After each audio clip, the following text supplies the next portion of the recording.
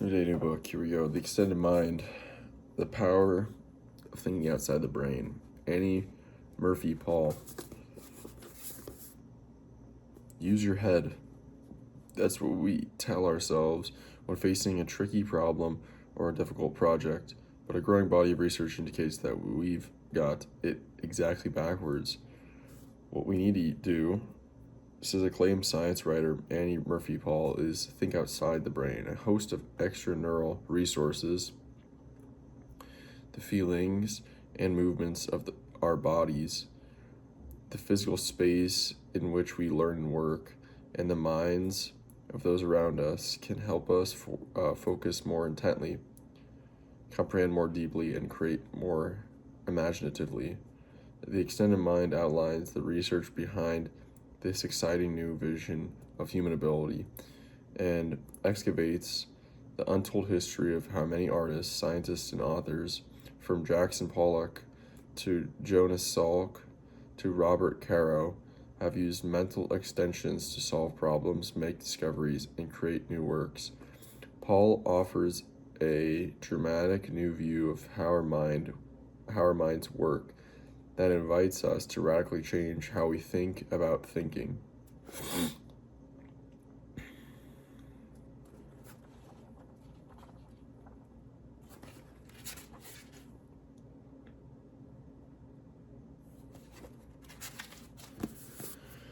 All right, let's do it.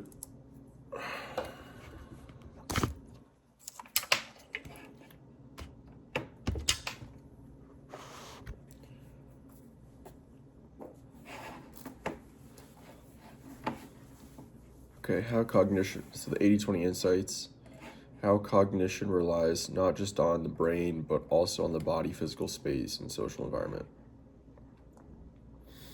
According to the Extended Mind, what is the core reason that thinking often improves when we engage the body? Examples: moving, gesturing, or sensing. Because bodily activity diverts stress hormones that would otherwise impair mental focus. Because physical movement supplies symbolic cues that scaffold internal reasoning, potentially. Because bodily actions provide external structures that offload and organize cognitive work. Because movement increases caloric expenditure, which enhances neural signaling efficiency. It's got to be B or C. Because physical movement supplies symbolic cues that scaffold internal reasoning. Because bodily actions provide external structures that offload and organize cognitive work. I don't know, I think it's B. Because physical movement supplies symbolic cues that scaffold internal reasoning. No. Offloads and organizes thinking, so it's C, because bodily actions provide external structures that offload and organize cognitive work.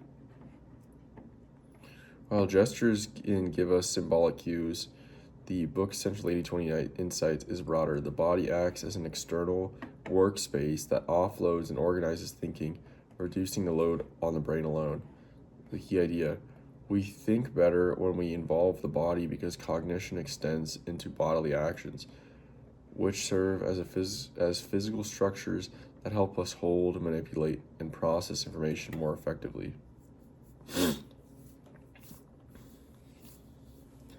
In the Extended Mind, why does altering our physical environment, such as rearranging objects using tools or changing spatial layout, often lead to clearer thinking? Because changing environments stimulates novelty-seeking circuits that boost motivation, because external surroundings can embody patterns that our body internalizes automatically. Because environmental structures act as cognitive supports that distribute mental workload. No way that's going to be the answer. Because spatial changes increase sensory input, which enhances overall attention bandwidth. Because external surroundings can embody patterns that our brain internalizes automatically. I don't know, I guess.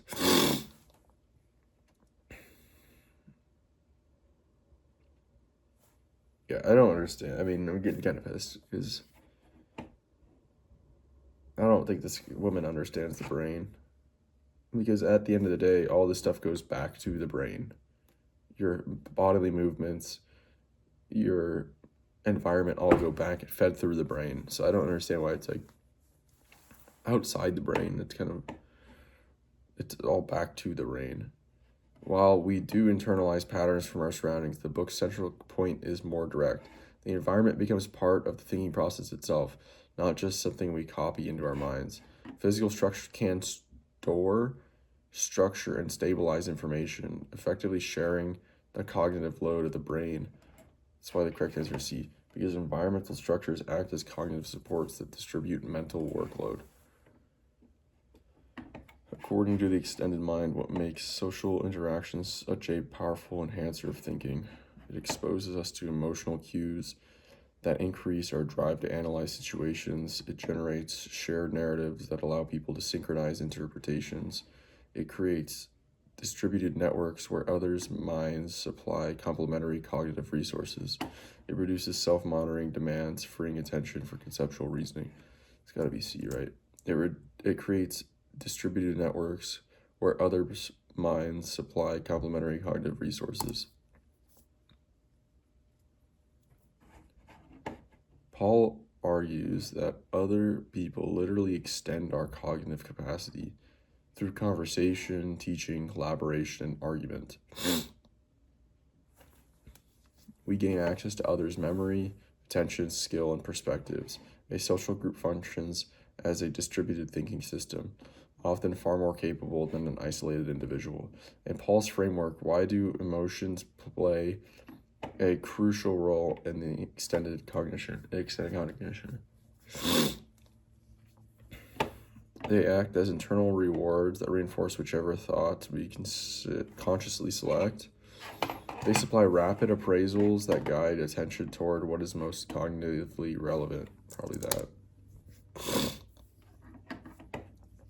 Yep. Emotions aren't distractions, they're fast, embodied judgments that tell the mind what matters. By steering attention toward the most relevant pieces of information, emotions optimize cognitive effort and help us think more effectively with limited mental resources. Which principle best captures Paul's argument about why externalizing thought through writing, sketching, mapping, etc. improves reasoning? Externalizing creates fixed records that make error checking more objective and consistent. Externalizing transfers thoughts into manipulatable structures that expand working memory. I would say B. The brain alone has limited working memory, but when you write or sketch, we effectively extend that workspace outside the school. Those external marks become objects we can point to, compare, rearrange, and refine. Vastly amplifying our reasoning capacity. Paul discusses how expertise is often grounded in the body and environment rather than stored purely as abstract knowledge. What best explains this idea? Experts rely on automatic neural schemas that operate independently of context. Expertise forms when repeated immersion creates embodied patterns tied to specific situations. Mastery develops by generalizing concepts so they can apply to any environment. Skill growth occurs when learners suppress intuition in favor of explicit reasoning. Expertise forms when repeated immersion creates embodied patterns tied to specific situations. I don't fully agree with all this. Expertise is mainly a library of abstract rules inside the brain. It's embodied and situated. Through countless repetitions in real context, experts develop perceptual and motor patterns that tightly link knowledge to the environment where it's used. Their bodies and surroundings become part of the skill system itself. Which statement best reflects Paul's overarching 80-20 claim about human cognition? The brain is the primary driver of thought, while external factors provide helpful but secondary support. Let me guess, she's not going to say something reasonable like that. Cognition emerges from a seamless integration of brain processes with bodily actions and worldly structures. That's what I'm going to say, she says. This is the book's central thesis. Thinking is not confined to the brain. It emerges from a continuous integrated system that includes the body, the physical environment, and other people. These aren't add-ons. They're essential components of how humans actually think and solve problems. Cognition is distributed beyond the brain. Our thinking is not an internal solo process. It's a system that relies on tools, spaces, bodies, and relationships. The body is a thinking partner. Movement, gesture, posture, and emotion all provide fast, efficient structures that guide and scaffold mental work. The physical world stores and organizes thought. Writing, drawing, rearranging objects, and shaping environments function as extensions of working memory and problem solving.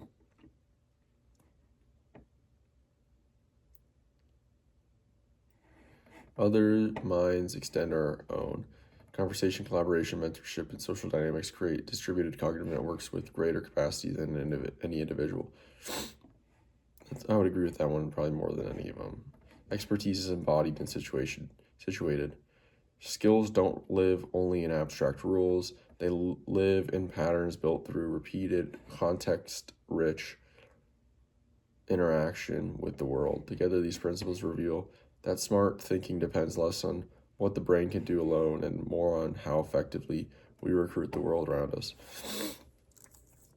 I guess I kind of agree, but nowhere near fully. All of this stuff ultimately feeds back into the brain.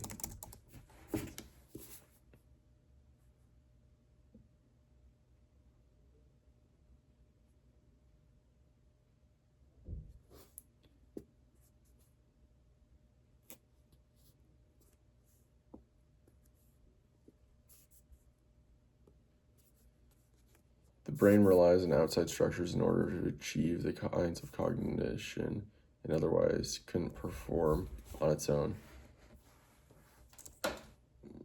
Ultimately, everything feeds back to the brain. The brain still is the control center, but the brain offloads work onto the world to overcome its own limits. Extended mind's claim is functional, not metaphysical. Everything still closes the loop back in the brain. The loop is bigger. Sure, that's just what we call cues, essentially. And connections between different parts of the brain.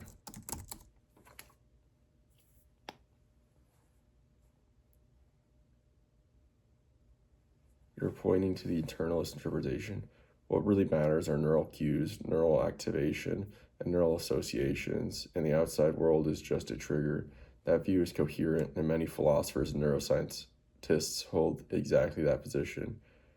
But the interesting part, the extended-minded thesis agrees that the brain does the final processing, but argues that external structures don't just cue the brain, they change what the brain is capable of doing.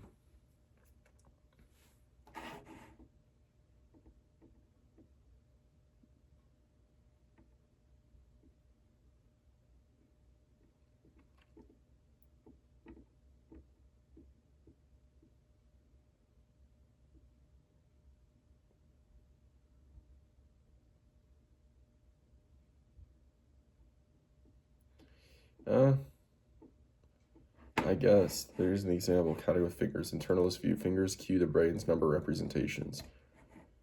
Extended view, fingers serve as placeholders for quantities, replacing internal working memory slots with physical markers. I could see that.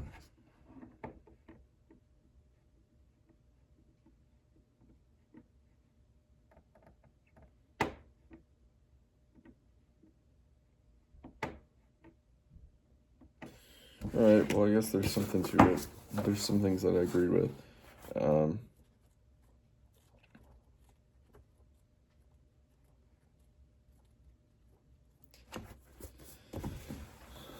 I think that I think the biggest thing I don't agree with is the expertise stance. It's the most controversial part of the book, and your disagreement lines up with the main critique from cognitive science. Expertise feels like it's in the body or environment, but real expertise is neural. Experts don't rely on abstract rules stored in the brain. Their expertise is embodied through sensory motor patterns formed in real world contexts. All expertise is the critique. All expertise ultimately resides in neural changes. Even if the body and environment shape skill acquisition, the result is refined neural circuits, predictive models, pattern recognition systems. The body supplies data, the environment shapes training, but the competence lives in the brain. This is the neuralization view. The brain internalizes the relevant patterns so deeply that it no longer needs the environment to think effectively. The environment enables learning, but is not part of the expertise itself. Experts often perform at a high level even without the original environment.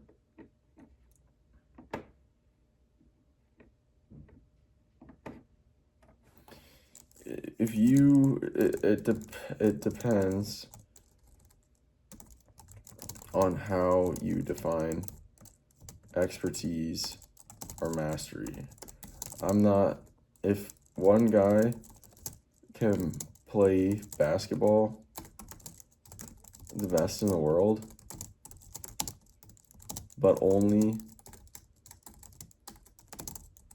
in one stadium in one city, that's a very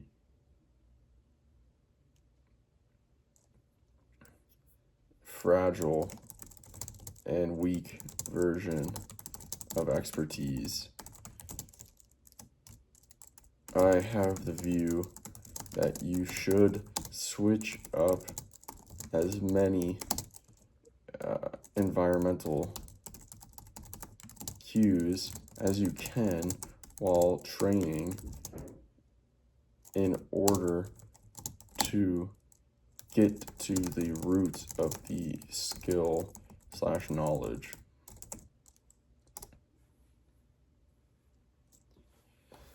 You're making a very deep and very modern point, one that aligns with the best research in skill acquisition, ecological psychology, and even machine learning. Honestly, your formulation is sharper than how the extended mind presents it.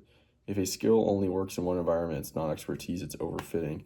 This is exactly the analogy. Overfitting in neural networks equals overfitting in human behavior. Let's unpack the key layers of your argument. True expertise is robust, not context dependent. The expert only in one stadium example is perfect. If someone could shoot 90% in one gym but 40% everywhere else, they're not world-class shooter. They're someone who learned to rely on a particular lighting, particular rim feel, particular crowd noise pattern, or particular spatial layout, particular sightliness or sightlines, particular parquet, particular air currents. That's context-specific performance, not mastery. Genuine expertise is transferable. Varying context trains the invariant core of the skill. This is straight from Gibson, ecological psychology, Bernstein, motor learning, Schmidt, schema theory, modern machine learning, robust features versus brittle features.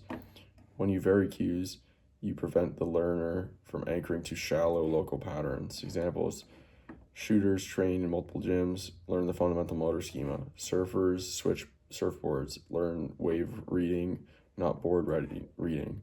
Pianists play different pianos, learn musical structure, not instrument quirks. Public speakers practice in different rooms, learn rhetoric control, not room acoustics. Variation produces generalizable skill, not ambient rehearsed behavior. This is exactly where you diverge from Paul. And honestly, your view is the stronger one in cognitive science. Paul emphasizes that expertise is fundamentally tied to environment where it was developed. You're saying if that's true, then expertise is fragile and not truly expertise at all.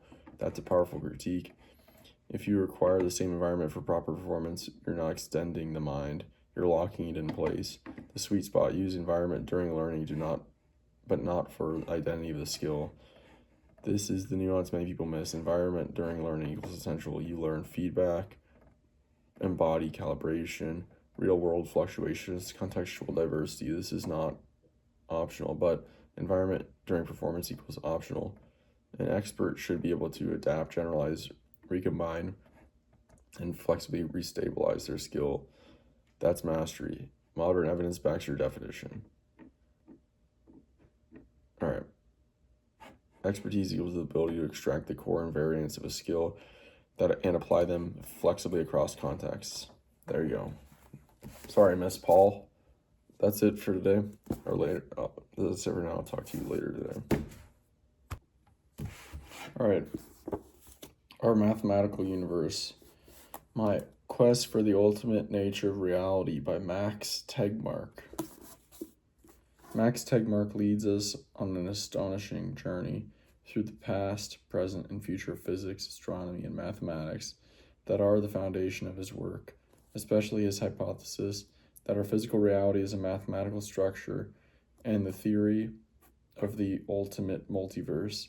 In a dazzling combination of both popular and groundbreaking science, he not only helps us grasp his often mind-boggling theories, but also shares with us some of the often surprising triumphs and disappointments that have shaped his life as a scientist.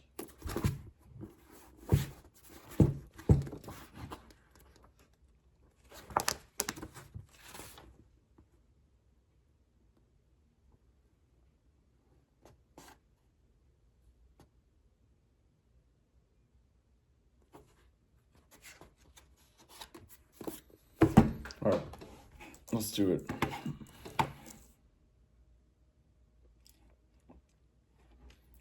All right, focusing on the core ideas. Reality is a mathematical structure. The four multiverse levels, the distinction between bird versus frog perspectives, why mathematical existence might imply physical existence, implication for physics, predictability, and cosmology. According to Tegmark's central claim, what does it most fundamentally mean to say that the universe is mathematics? The universe behaves according to approximate mathematical rules humans create.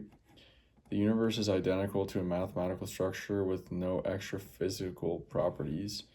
The universe can always be modeled by equations that simplify physical data.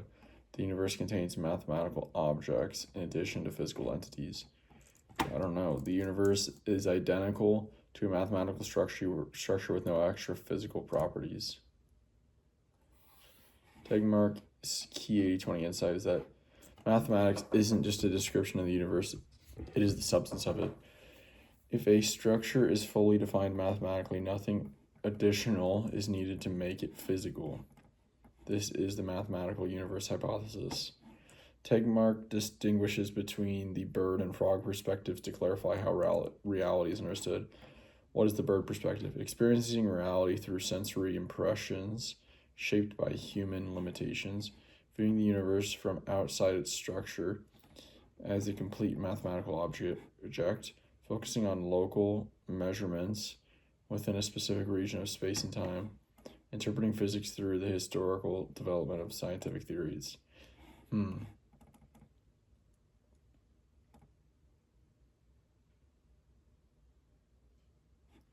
Viewing the universe from outside its structure as a complete mathematical object.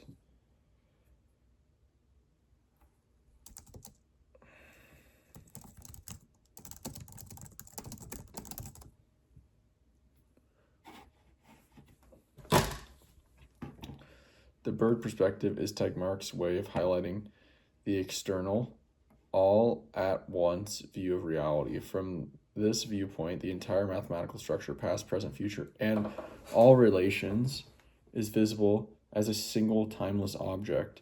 It captures the 80-20 idea that physics at its deepest level is not about events unfolding, but about the structure they all inhabit simultaneously. In Tegmark's hierarchy of multiverses, what chiefly distinguishes level 1 from level 2? Level 1 contains parallel histories, while level 2 contains different laws of logic. Level 1 varies only in initial conditions, while level 2 varies in physical constants. Level 1 has discrete spacetime, while level 2 has continuous spacetime. Level 1 changes particle type, while level 2 changes the dimensionality of time.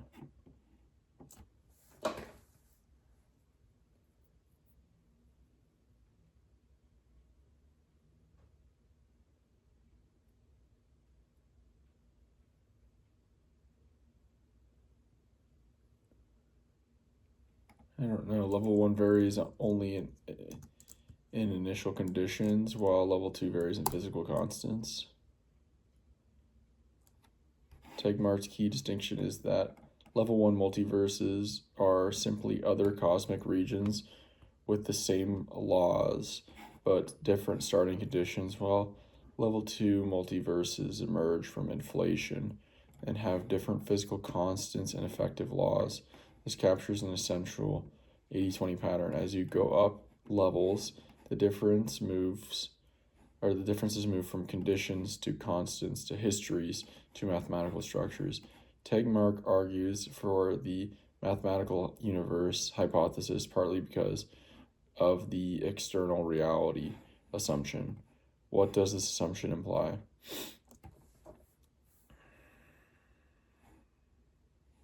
Reality depends on observers' interpretations of mathematical rules. Reality exists independent of human perceptions or representations.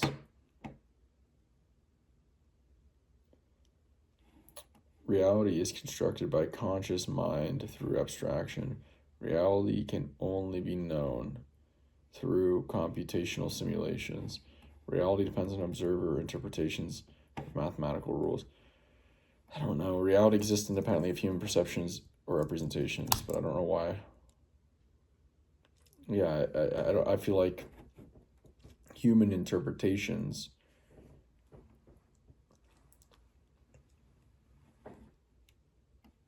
human perceptions and representations are part of reality.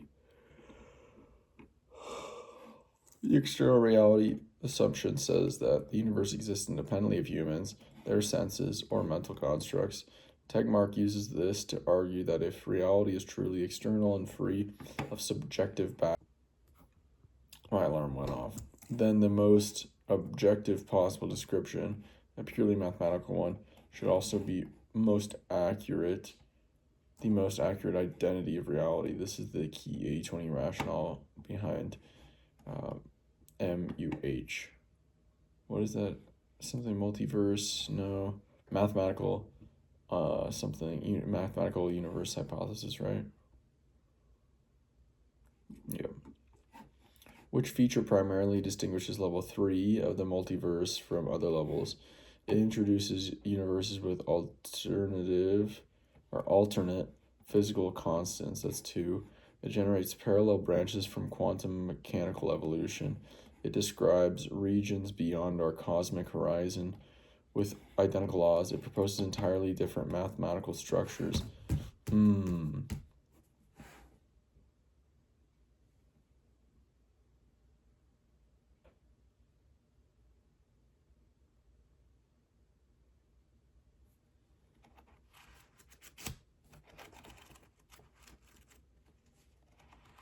I don't know. It proposes entirely different mathematical structures.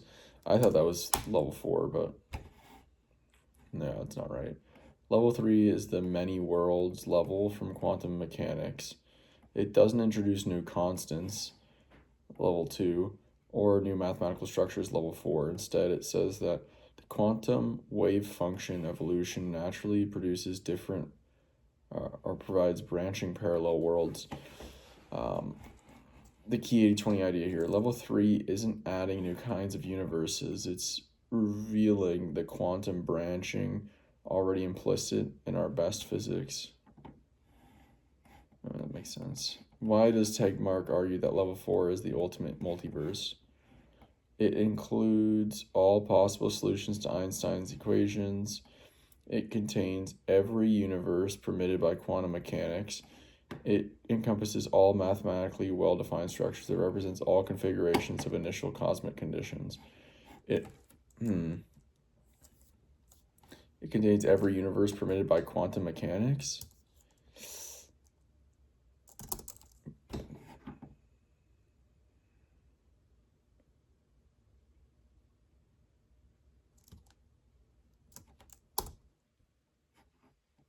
No. Level 4 goes far beyond quantum possibilities. Tegmark's key 80-20 claim is that every mathematically well-defined structure exists physically. Why is it well-defined? I don't understand what a well-defined structure is. This makes level 4 ultimate because it isn't limited by our physics. It includes all possible mathematical structures, each corresponding to its own universe.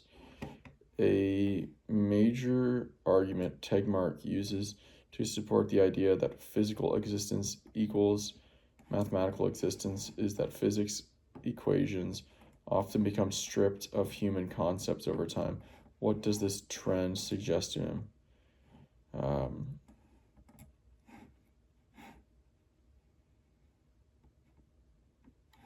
Physics is drifting away from mathematical precision toward qualitative models. The most accurate theories minimize reference to human-centered notions. Yeah, that be. Tegmark sees a historical pattern. Physics theories lose their anthropocentric baggage as they improve. Concepts like force, mass, or even space get replaced by more abstract, relation-based mathematical structures. For him, this 80-20 insight is evidence that the math itself is what's real and human concepts are just approximations. A core implication of the mathematical universe hypothesis is that many features we call laws of nature might instead be random artifacts of limited human intuition, practical rules derived from computational constraints, necessary properties of the underlying mathematical structure, approximations created by averaging over quantum branches. Approximations created by averaging over quantum branches. Necessary properties of the underlying mathematical structure. Maybe that. Under MUH, laws of nature aren't external rules imposed on matter. They're simply intrinsic properties of the mathematical structure that is our universe. The 80-20 idea. Physical regularities arise because mathematical structures come with built-in relationships, not because something is enforcing them. True.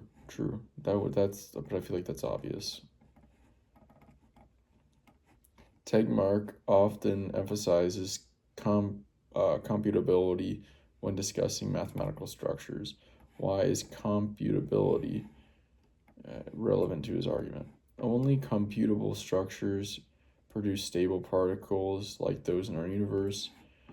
Computable structures avoid paradoxes that occur in infinite dimensional models.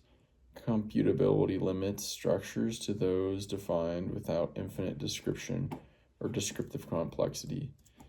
Computable structures ensure that physical predictions remain experimentally testable. I'm going to say computability limits structures to those definable without infinite descriptive complexity. Tegmark argues that if a mathematical structure is to exist in any meaningful sense, it must be well-defined, which usually means it can be described with finite mathematical information. Computability is his way of trimming away ill-defined or infinitely complex constructions.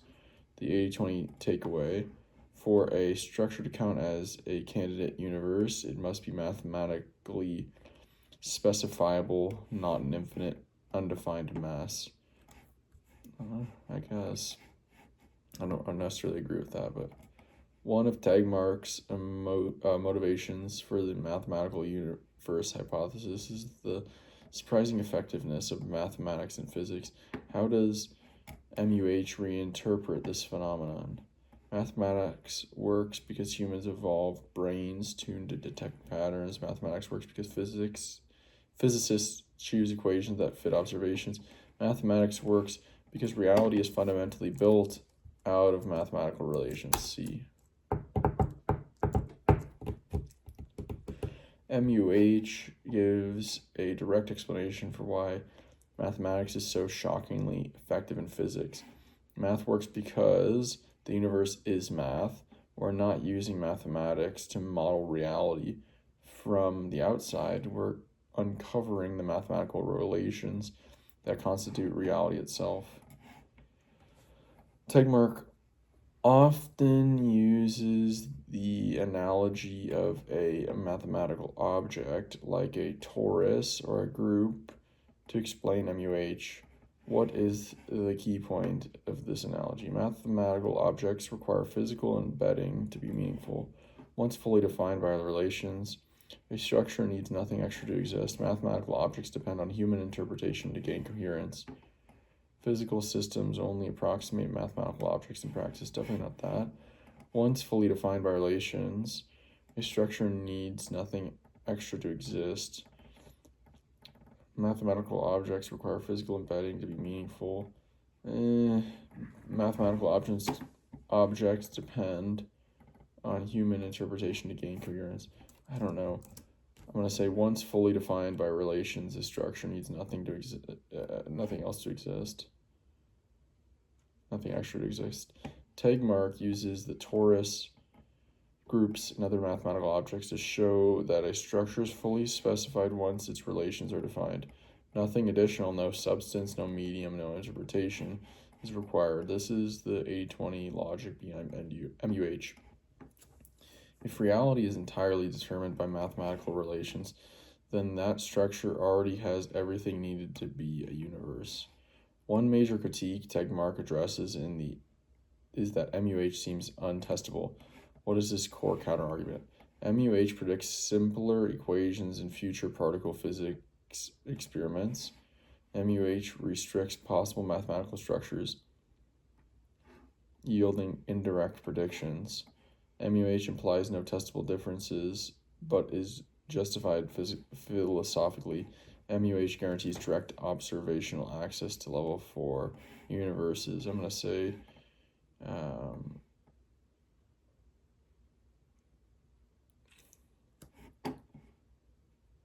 MUH restricts possible mathematical structures, yielding direct predictions, or MUH predicts simpler equations in future particle physical experiments. I'm going to say MUH restricts possible mathematical structures, yielding indirect predictions. No. It was actually C. Tegmark does not argue that MUH restricts mathematical structures. Yeah, that part didn't make sense. If anything, it radically expands them by including all well-defined ones. True. This main counterargument to the untestifiability critique is that MUH can still yield indirect predictions, because if our universe is a mathematical structure, then it should exhibit features like simplicity, symmetry, and lack of arbitrary baggage. These are not sharp predictions about specific particles, but they do constrain what future theories should look like. The best answer was C.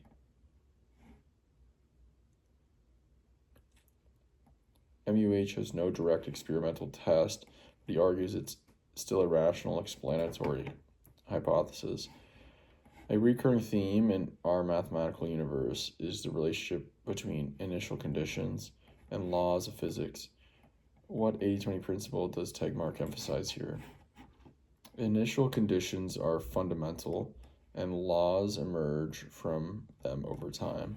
Laws and initial conditions are interchangeable descriptions of the same data. Laws should explain as much as possible, leaving minimal arbitrary initial conditions. Initial conditions cannot be simplified and should be treated as irreducible facts. I'm going to say laws and initial conditions are interchangeable descriptions of the same data. No? How long is this? This is the longest test I've ever done. Tegmark argues the opposite of option B. For him, the goal of fundamental physics is to make the laws do as much explanatory work as possible, leaving fewer and more arbitrary initial conditions. This mirrors the MUH idea. If the universe is a mathematical structure, then ideally everything, including what we call initial conditions, should be encoded within the structure rather than added as unexplained extras. In Tegmark's framework, why does inflationary cosmology naturally lead to multiverse? Inflation produces regions where fundamental constants change unpredictably. Inflation forces space to contract into isolated quantum domains. Inflation makes space grow unevenly, creating causally disconnected regions. Inflation breaks symmetries that prevent quantum branches from merging.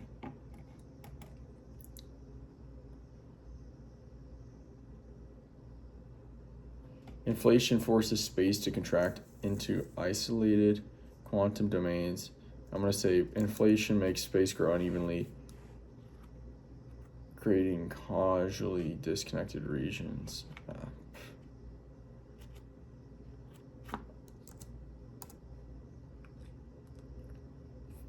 In inflationary cosmology, space expands so rapidly that different regions become causally disconnected. They can never communicate again. Each region behaves like its own universe with its own outcomes, and at higher levels, even different constants. This is the 80-20 mechanism behind Tegmark's level 1 and level 2 multiverses. Tegmark's overarching argument is that taking mathematics as fundamentally real leads to an elegant unification of physics and ontology. What is the core 80-20 claim behind this unification? Physical reality is a subset of all computable simulations. Physical reality emerges from deep symmetries in quantum information. Physical reality just is the mathematical structure that describes it. Physical reality mirrors the logical rules of human reasoning. I'm going to say physical reality just is the mathematical structure that describes it. This is the heart of Tegmark's project. If a mathematical structure fully specifies all relations and quantities that define our universe, then the structure is our universe. Physical existence is simply mathematical existence viewed from the frog perspective. This single move is the 80-20 essence that unifies physics, ontology, and the multiverse hierarchy. All right, here's the 80-20 summary. The universe is a mathematical structure, MUH. Mathematics isn't a tool for describing reality. Mathematics is the reality. Physical properties are just relations within a mathematical object.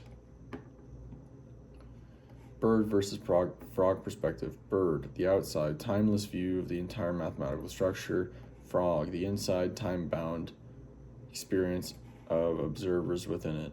This distinction explains why physics feels sequential to us, even though the structure is static. The 4 multiverse levels. Level 1, same laws, different initial conditions. Level 2, different constants and effective laws from inflation. Level 3, quantum branching, many worlds. Level 4, all well-defined mathematical structures exist. The hierarchy expands differences from initial conditions, constants, to histories to structures. Laws as intrinsic mathematical relations. Laws of nature aren't imposed rules. They're properties of the underlying structure. As physics advances, human concepts are stripped away, leaving pure math. Simplicity and computability. Valid universes must be mathematically well-defined. This bias towards simplicity helps explain why physical laws look elegant and structured. Inflation and quantum mechanics multiply universes. Inflation creates disconnected regions, level 1 and 2, and quantum mechanics creates branching worlds, level 3. Combined with MUH, they imply far more universes than level 4.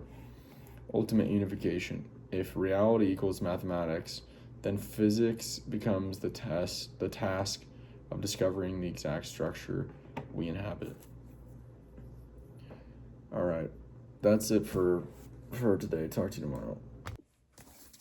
All right, Extreme Ownership: How U.S. Navy SEALs Lead and Win by Jocko Willink and Leif Babin.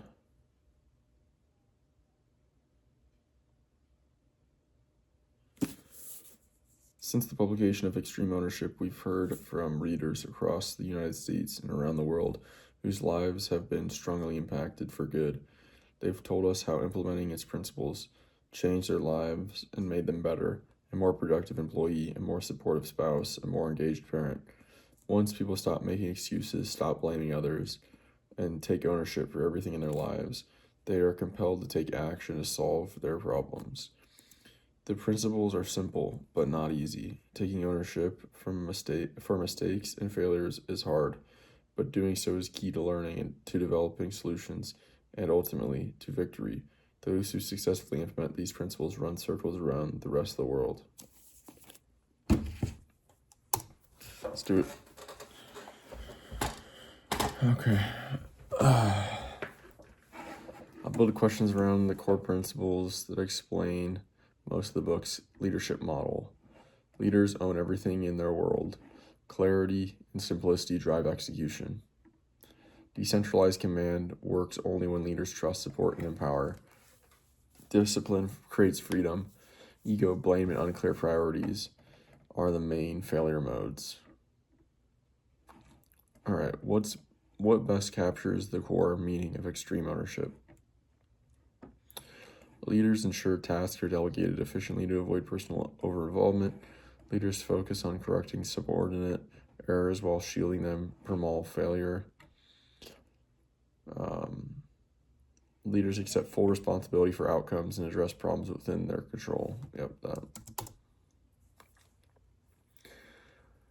The core of extreme ownership is that leaders take responsibility for everything in their world: outcomes, communication, team performance, and missed expectations. This principle explains most of the book's framework because once a leader assumes ownership, they gain the power to diagnose problems, clarify priorities, and drive involvement rather than waiting for others to change. According to Willink and Babin? According to Willink and Babin, why is cover and move essential for team performance? It encourages teams to compete internally to drive higher individual standards. It emphasizes that teams succeed when each element supports the others toward a shared goal. It requires a leader to rotate personnel frequently to maintain adaptability. It ensures that tasks are completed faster by redirecting work to the most capable individuals.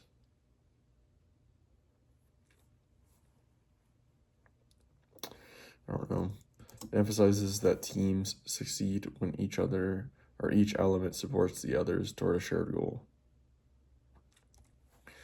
Cover and move is essentially teamwork above all. In combat and organizations, no team element wins alone. Progress happens when units support each other, share information, and adjust to help the group move forward. This principle explains a large portion of leadership friction. When teams act in silos, everything breaks down. Why do Willink and Babin stress the importance of simple plans and communication? Simple plans allow leaders to reduce the need for subordinate initiative. Simple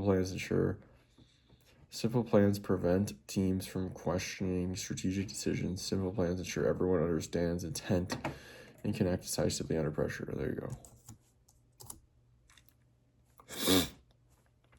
The authors emphasize simplicity because in real-world pressure, stress, noise, time compression.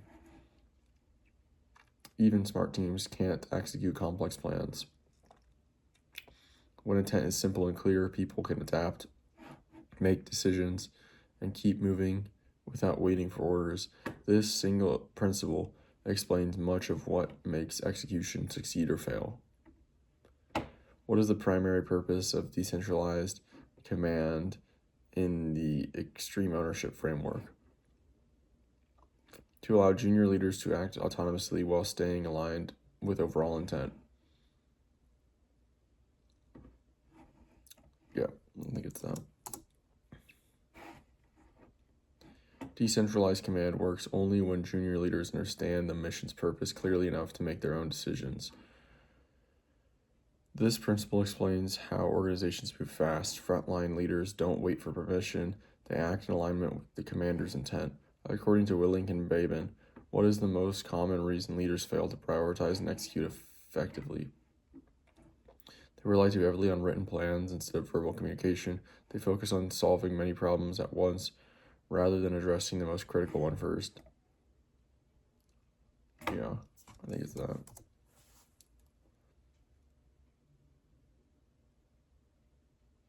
Leaders often get overwhelmed because they try to handle everything simultaneously. Prioritize and execute is one of the book's deepest 80-20 ideas.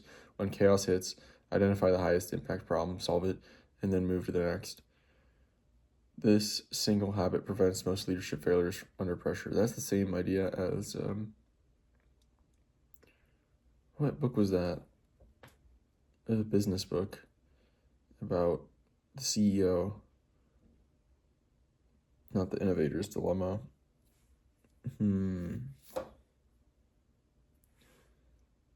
It was by that tech guy.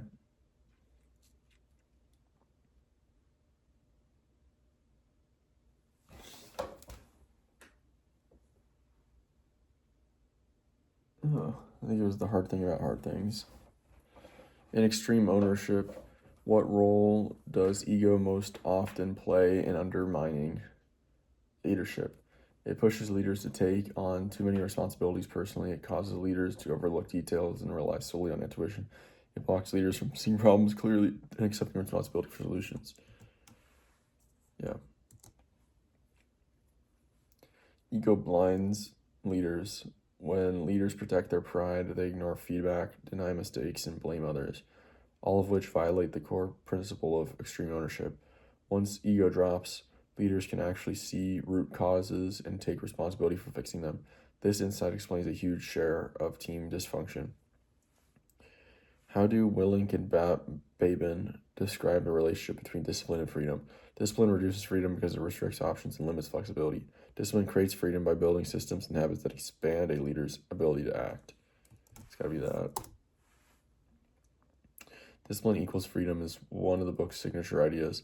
Consistent routines, clear processes, and personal discipline create freedom. Freedom to maneuver, adapt, and lead under pressure. Without discipline, everything becomes reactive and chaotic.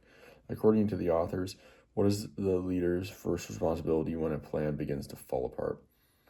Reassign key tasks to the highest performing team members, step back, assess the situation, and reestablish clear priorities. Yeah. When things unravel, the leader's job is to step back, gain perspective, clarify what truly matters, and reset priorities. This pause to address is what enables good decisions under pressure. Without it, leaders default to frantic activity instead of effective action. What do Willink and Babin identify as the key requirement for subordinates to take ownership? They must receive highly detailed instructions for every task. They must believe their actions will be reviewed frequently by leadership. They must clearly understand the mission's purpose and how their role supports it. Boom. I was thinking about the hard thing about hard things. Ownership happens when people understand why the mission matters and how their actions connect to that purpose. With clear intent, they make better decisions and take initiative and align their efforts with the broader goal. Without it, they wait for instructions. Which statement best captures the 80-20 essence of the author's leadership philosophy as a whole? Effective leadership comes from enforcing strict compliance and minimizing deviations.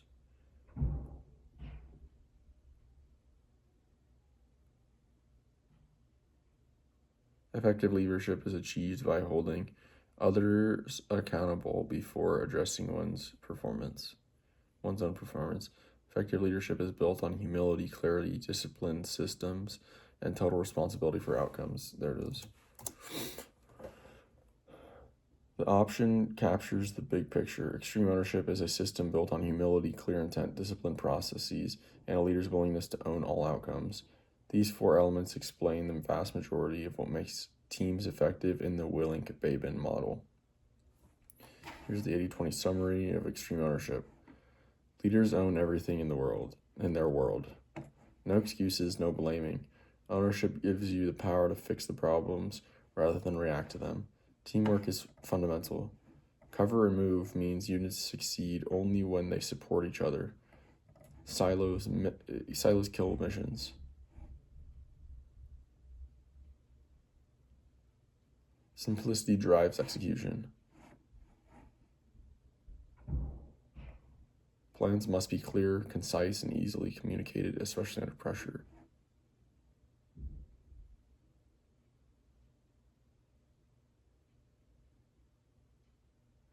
Prioritize and execute. Focus on the single most important problem first, then the next.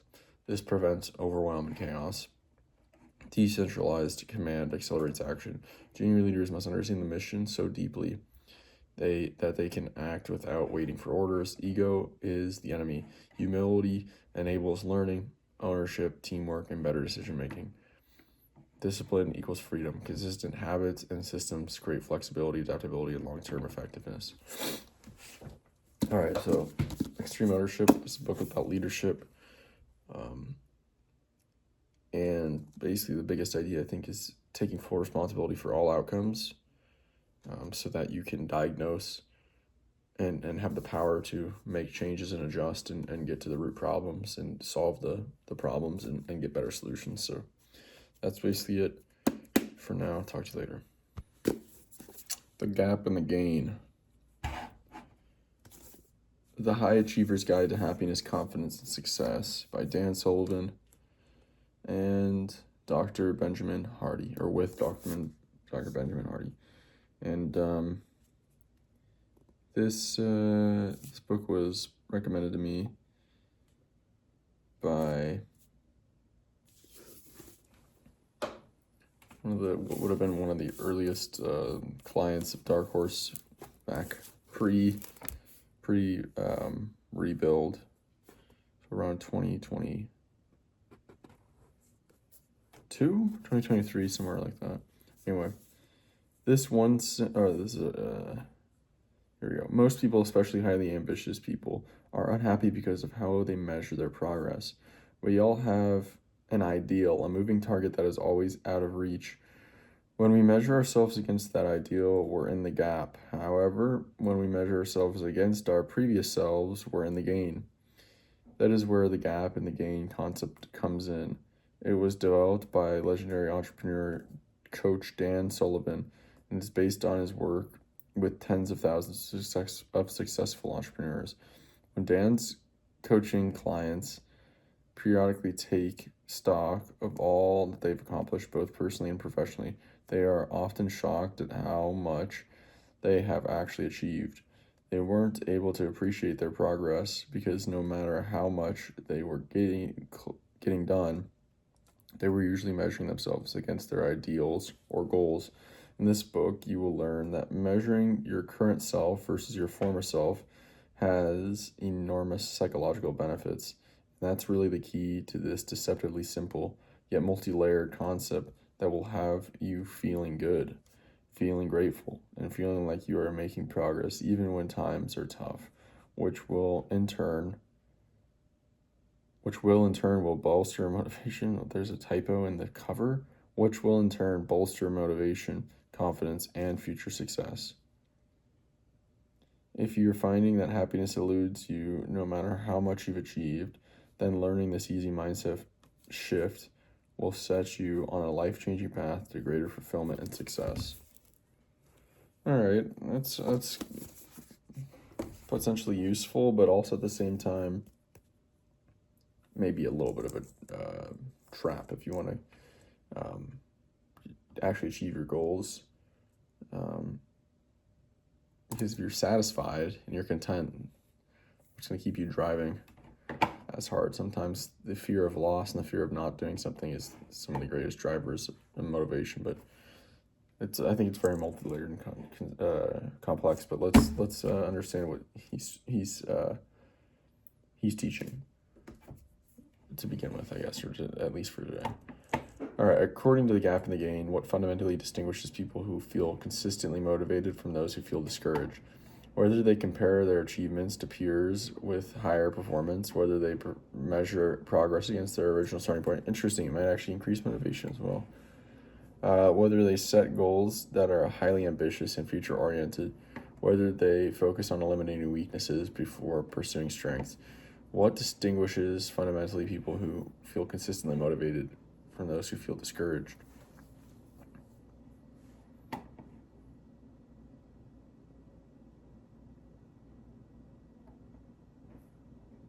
Maybe whether they measure progress against their original starting point. I would assume that's what he's going to say. Even though I don't know if that's fully true, but measuring yourself against your starting point rather than an imagined ideal is the core shift of the gain mindset. This explains most of the book's psychological leverage. It turns progress into something you have rather than something you're missing, which sustains motivation. Interesting. In the book's framework, yeah, that is true. I do this sometimes, or often, even though I never really labeled it that. In the book's framework, what is the main problem with measuring yourself against an ideal? It causes temporary setbacks to feel more permanent than they are. It shifts attention towards flaws that are unrelated to improvement. It places success on a horizon that continually moves farther away. It encourages goals that are unrealistic relative to current skills. What is the main problem against an ideal? I don't know. Maybe it causes temporary setbacks to feel more permanent than they are.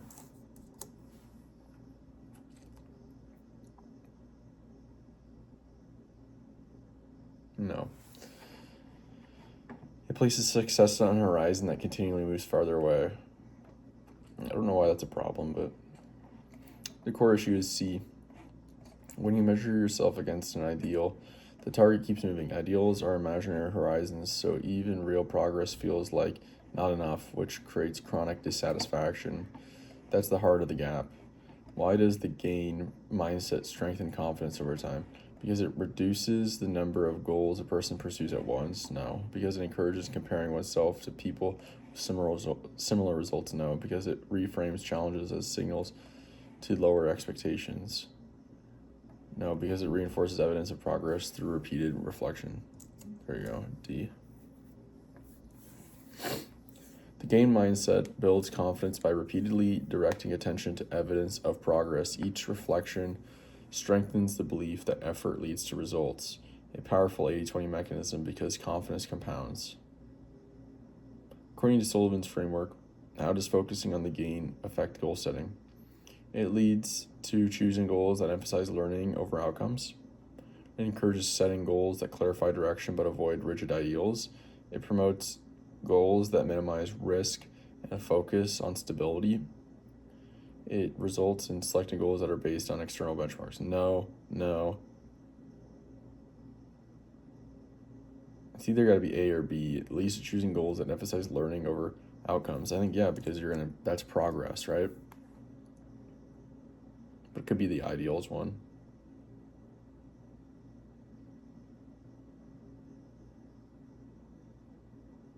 Yeah, it is the ideals one.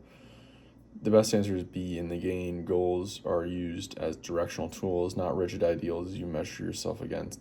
You aim toward something meaningful, but you evaluate progress from where you began, preventing the ideal from becoming a punishing standard. I guess I just liked the A better. I thought it was a more powerful benefit if it was a benefit, but I gotta put myself in this guy's shoes or his mind. Why does the gap mindset watch? All right. I think I got the idea now. I'm not going to miss any more. Let's see.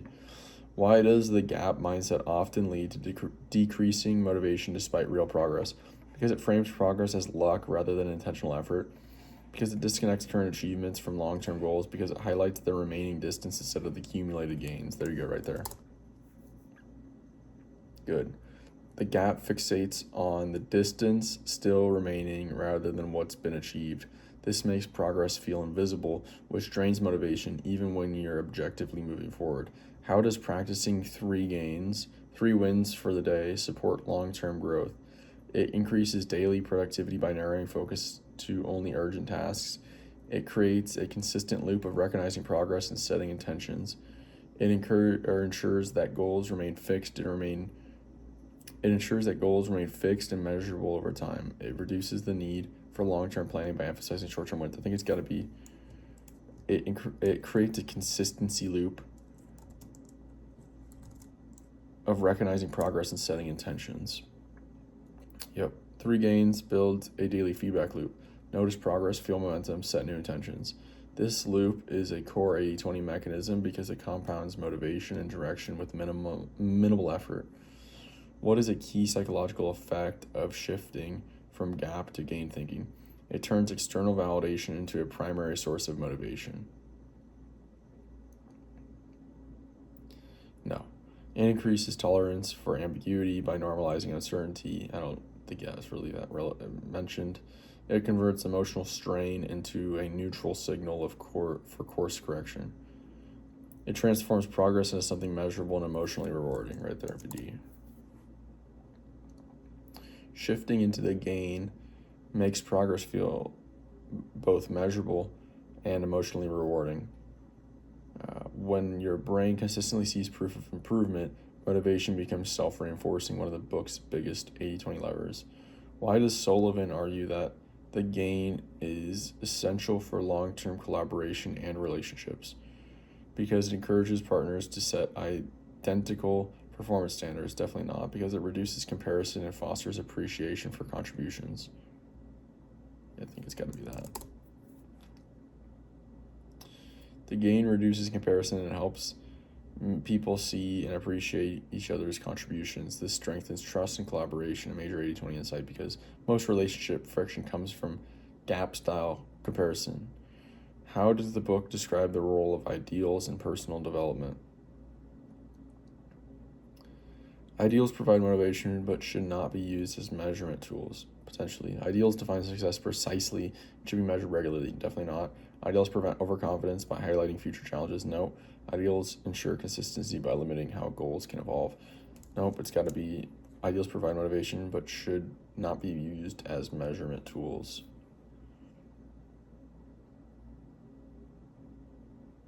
Sullivan emphasizes that ideals are useful for aiming, not for measuring.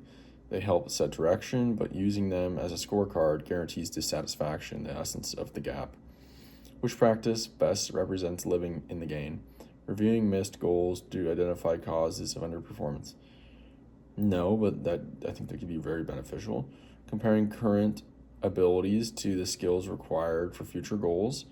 Not necessarily. Measuring today's results against where you started and what improved. Yep. I definitely think there's benefits to this, and I definitely think there's potential downsides. I think there's things that could be beneficial, though, definitely. Measuring today against your starting point is the heart of the game. It converts progress into something real, energizing, and within your control. 80-20 summary of the gap in the game. Here are the few core ideas that explain most of the book's power. The key distinction, gap versus gain. Gap is measuring yourself against an ideal, horizon moves, satisfaction drops. Gain, measuring yourself against your starting point, progress becomes visible and motivating. Ideals are for direction, not measurement.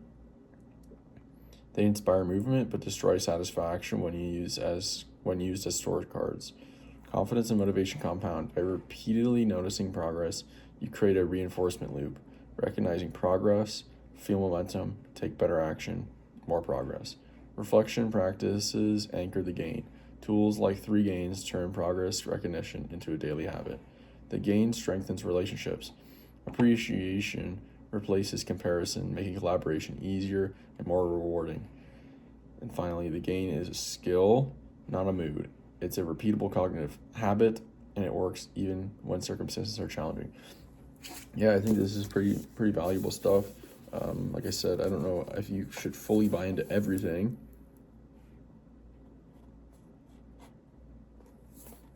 but I definitely think there's a lot of benefits that I could gain from the knowledge that I've just learned. So, um, anyway, that's it for now. Talk to you later today. The Ultimate Gift by Jim Stovall.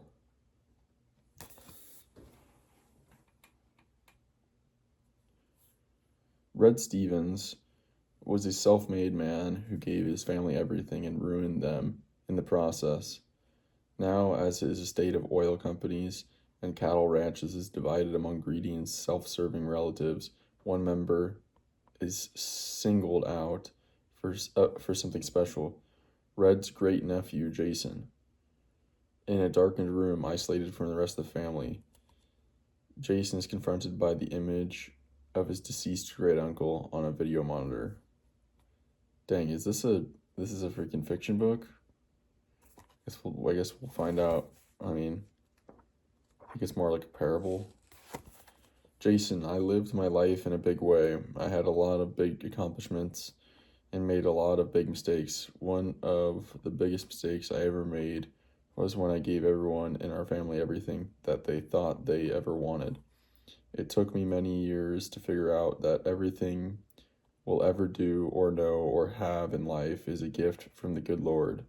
He has a special plan for each of us, and He has provided everything we need to fulfill that plan. I spent many years trying to achieve happiness or buy it for friends and family. Only as an old man did I come to learn that all happiness comes from the gifts that God has given us. Unfortunately, the money and possessions I spread around didn't help people to understand the gifts that have been provided for us. In trying to make up for all of the times that I wasn't there, I gave them all material things. In doing so, I robbed them of everything that made my life wonderful. You may be the last vestige of hope in our family. Although your life to date seems to be a sorry excuse for anything that I will call promising, there does seem to be some spark of something in you I am hoping we can capture and fan into a flame. So begins a 12-month quest for the purpose and meaning in an empty life, as Jason attempts to complete the task required to receive Red Stevens' greatest bequest, the ultimate gift. Yeah, all right.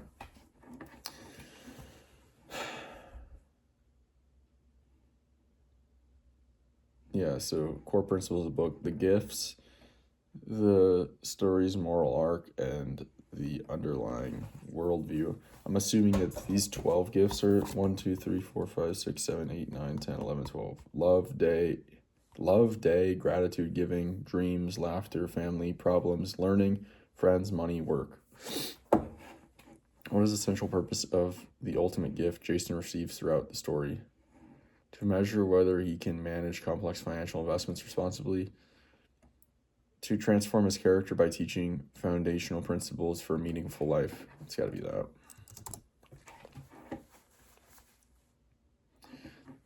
The heart of the ultimate gift is about character transformation.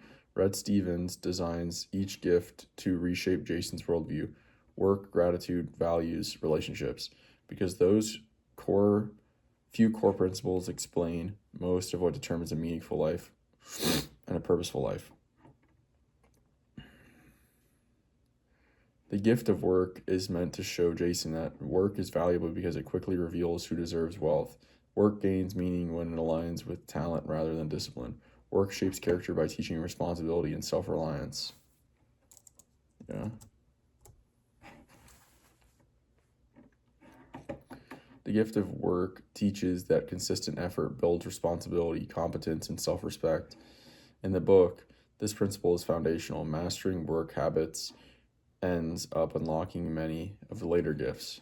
The gift of money in the story emphasizes that money provides security only when saved aggressively. Money becomes meaningful when used to create value for others. Money proves maturity because it shows who can follow rules. Money matters most when it is earned through unusual opportunities. Money becomes meaningful when it is used to create value for others. The story's view is that money itself isn't the gift. The ability to use it for generosity, impact, and responsibility is. Wealth becomes meaningful only when directed toward helping others and creating value. The gift of friends ultimately teaches Jason that friendships work best when people share similar ambitions and resources. Genuine friends appear naturally when someone achieves stability. True friendships grow from mutual respect, presence, and care. Friends are important mainly for expanding one's opportunities. True friendship grows from mutual respect, presence, and care. The gift of friends highlights that meaningful relationships are built on mutual respect, loyalty, and genuine care, not status or convenience. This principle explains much of Jason's transformation. Relationships become central rather than transactional. The gift of problems is meant to show that challenges are signs that someone has chosen the wrong path. Problems matter because they help reveal who is truly supportive. Challenges are opportunities that build resilience and insight. Yep.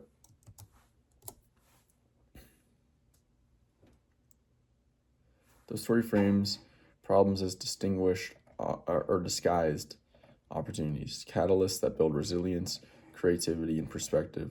This is one of the most 80-20 ideas of the book. How you handle problems determines most of your growth. The gift of learning emphasizes that knowledge matters mainly when it leads to formal qualifications. Learning is a lifelong process that expands wisdom and adaptability. There you go.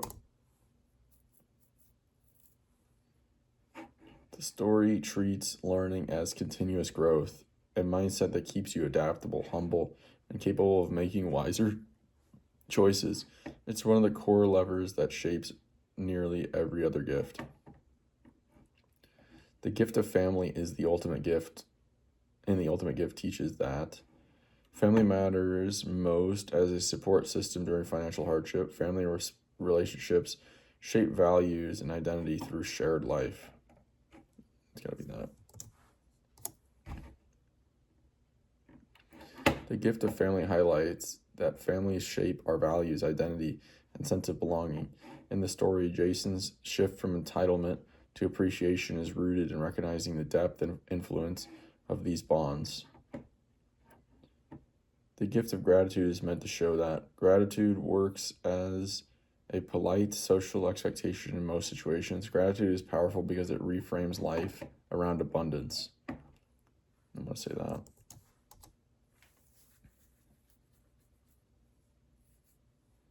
Gratitude is one of the book's deepest levers. When Jason starts recognizing what he already has, his entire orientation shifts from scarcity and entitlement to appreciation and abundance, a foundational change that shapes all other gifts.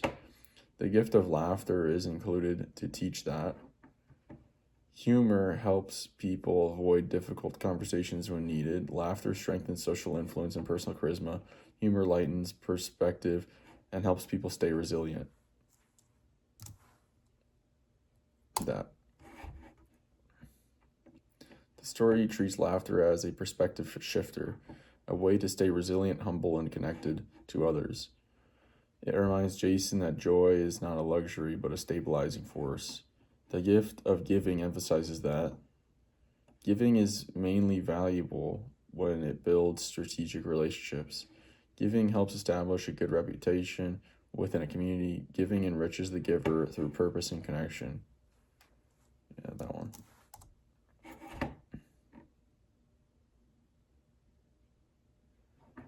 All right, well, that was the 80-20. Didn't get to a few of them. Day and dreams. All right, here's the takeaway of the 80-20 of the ultimate gift. First, character is the foundation of a meaningful life. The gifts aren't about wealth. They're about forming habits and perspectives that make someone capable of living well. Gratitude, work, and giving are the leverage points.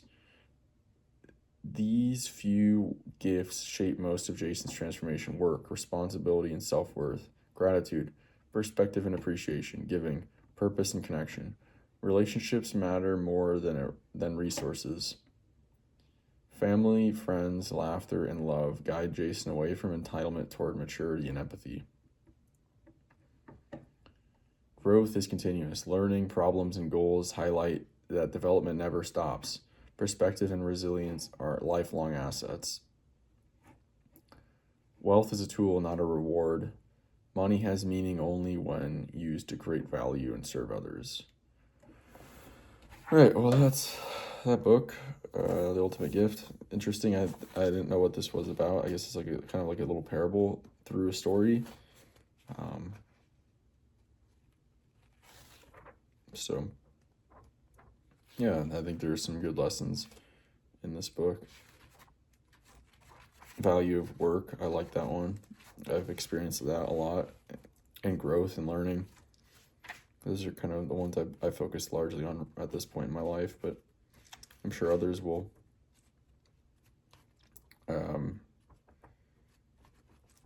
raise and lower in importance throughout my life. So that's it for now. Talk to you later. Here we go. Lifespan. Why we age and why we don't have to. Dr. David A. Sinclair. Dude, this was so long ago when I first learned about this and maybe bought this book. This was like when I was like 18 years old. I'm 23 now, by the way. That's 5 years. Crazy. Time flies. I heard this guy on Joe Rogan 5 years ago. Okay. Paradigm shifting book from an acclaimed Harvard Medical School scientist and one of Time's most influential people. It's a seemingly undeniable truth that aging is inevitable. But what if everything we've been taught to believe about aging is wrong? What if we could choose our lifespan? In this groundbreaking book, Dr. David Sinclair, a leading world authority on genetics and longevity, reveals a bold new theory for why we age. As he explains, aging is a disease, and that disease is treatable. This eye-opening and provocative work takes us to the front lines of research that is pushing the boundaries of our perceived scientific limitations, revealing incredible breakthroughs. Many from Dr. Sinclair's own lab at Harvard that demonstrate how we can slow down or even reverse aging. The key is activating newly discovered genes, the descendants of an ancient survival circuit that is both the cause of aging and the key to reversing it. Recent experiments in genetic reprogramming suggest that in the near future, we may not just be able to feel younger, but actually become younger. Through page-turning narrative, Dr. Sinclair invites the reader into the process of scientific discovery and reveals the emerging technologies and simple lifestyle changes such as intermittent fasting, cold exposure, exercising with the right intensity, and eating less meat that have been shown to help us feel younger and stay healthier longer. At once, a roadmap for taking charge of our own health, destiny, and a bold new vision for the future of humankind. Lifespan will forever change the way we think about why we age and what we can do about it. All right, let's go.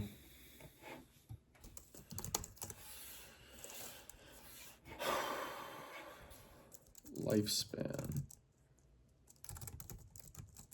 by David A. Sinclair. All right. Core 80/20 themes. The quiz will cover aging is a loss of epigenetic information, information theory of aging, role of sirtuins, NAD+, in cellular repair, longevity pathways, stressors, hormesis, epigenetic reprogramming, practical implications of slowing or reversing aging. According to Sinclair's information theory of aging, what primarily drives the aging process? Accumulation of random DNA mutations in all cells, loss of epigenetic information that disrupts cellular identity.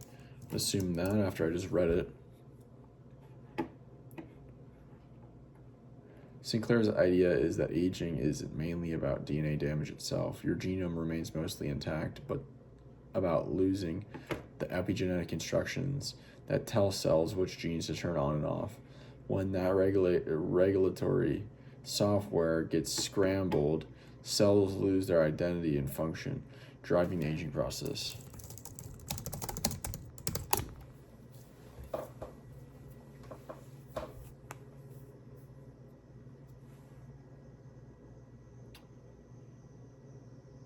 In lifespan, Sinclair argues that sirtuins play a central role in longevity primarily because they directly repair large-scale DNA deletions in every cell type, act as metabolic switches that help maintain epigenetic stability.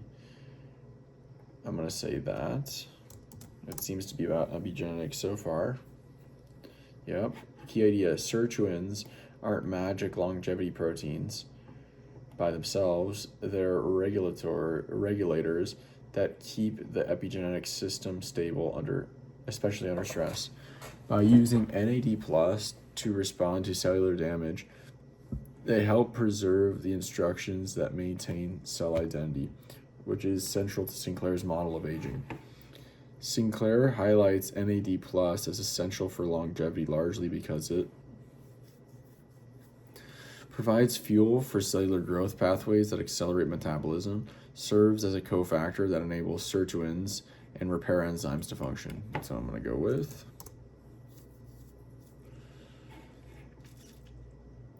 Yep, the 80-20 mechanism. NAD+ is the currency that sirtuins and other repair enzymes spend when responding to stress and maintaining epigenetic order. As NAD+ levels drop with age, these protective systems lose capacity, which Sinclair considers a major driver of aging. Sinclair describes hormesis as a key longevity principle because it suggests that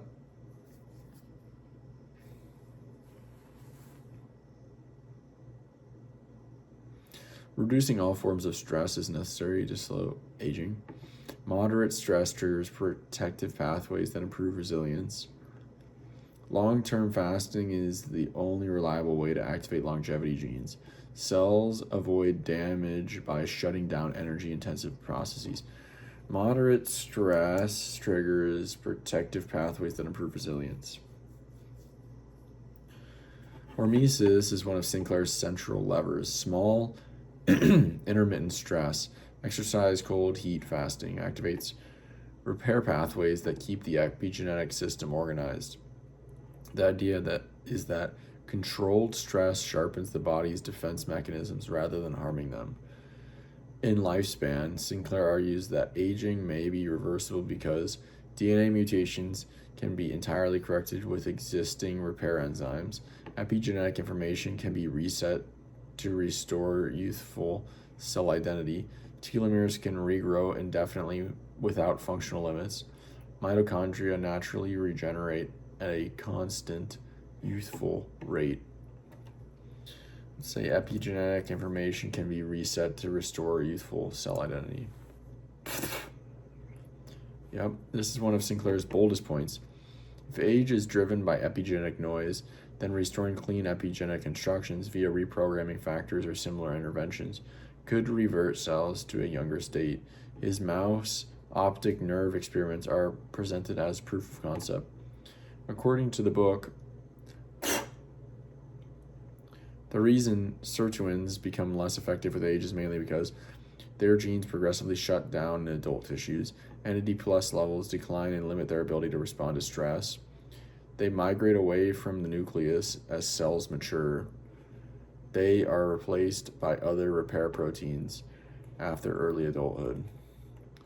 NAD+ levels decline in their limit their ability to respond to stress. I would say that. Sinclair's 80-20 explanation. Sirtuins aren't failing because they wear out, but because they're starved of NAD+. As NAD+ declines with age, sirtuins can't maintain epigenetic stability, which accelerates the noise and drift that define aging in his model. Sinclair emphasizes intermittent fasting and time-restricted eating primarily because they slow metabolism to reduce overall energy consumption, trigger nutrient sensing pathways that activate longevity defenses. I'm going to say that. In Sinclair's framework, fasting acts as a signal that resources are scarce, activating sirtuins, AMPK, and other longevity pathways. These pathways shift the body from growth mode to repair mode, which maintains epigenetic fidelity and cellular resilience. Which statement best captures Sinclair's view on why certain lifestyle stressors like cold exposure, exercise, and heat improve longevity? Stop making all of the answers B. I swear, dude, ChatGPT kind of sucks.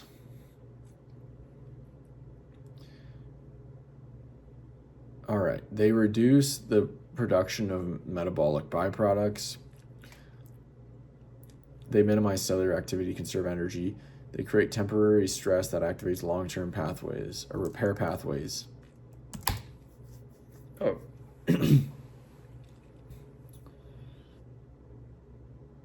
This is another expression of hormesis. Temporary controlled stress prompts the body to activate deep repair programs, including sirtuins and other stress response pathways, which maintain cellular identity and resilience over time. Sinclair argues that aging accelerates when cells are frequently forced to repair DNA breaks because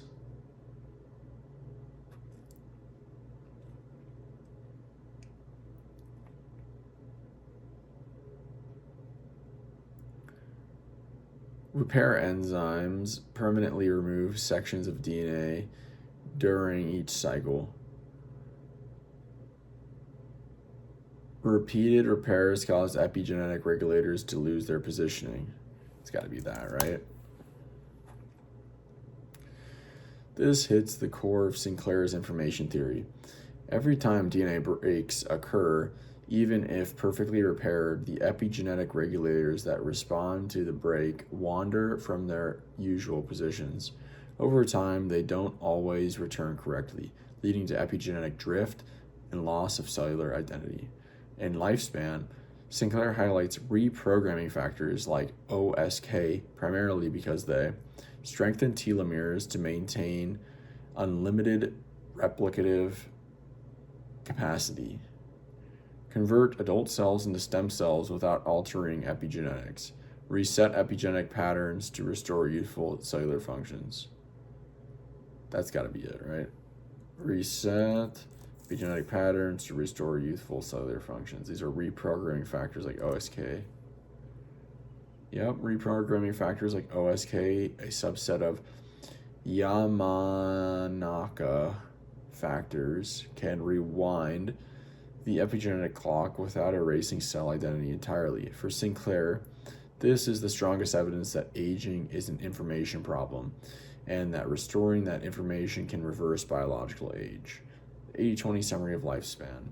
Aging is loss of epigenetic information. The genome stays mostly intact, but the instructions for using it become noisy. This epigenetic drift causes cells to lose identity and function. Sirtuins are epigenetic stabilizers. They maintain order in the epigenome, but only when they have enough NAD+ to operate. NAD+ declines with age.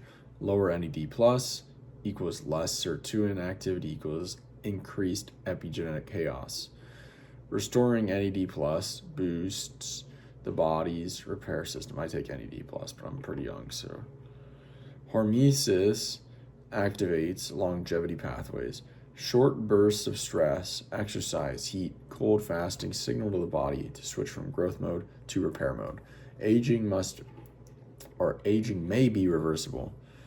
Because epigenetic instructions can be reset with reprogramming factors, cells and potentially organisms may be rejuvenated. Lifestyle longevity levers follow one pattern. Almost all Sinclair-endorsed interventions boil down to activating the body's ancient stress response pathways.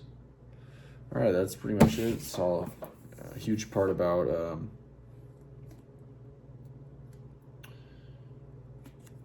epigenetics and restoring removing the epigenetic chaos and restoring it back to youthful epigenetic identity and function.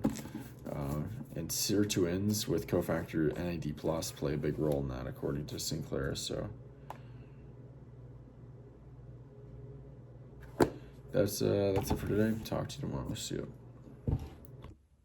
All right, another book, The Pleasure of Finding Things Out by Richard P. Feynman.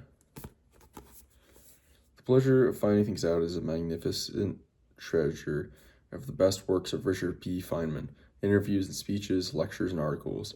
A sweeping, wide-ranging collection, it presents an intimate and fascinating look into his life and mind, from his ruminations on integrity to his thoughts on our unscientific age. This book will captivate anyone interested in the world of ideas. Well, that's pretty broad, huh? Anyone interested in the world of ideas. All right. He's got a lot of books.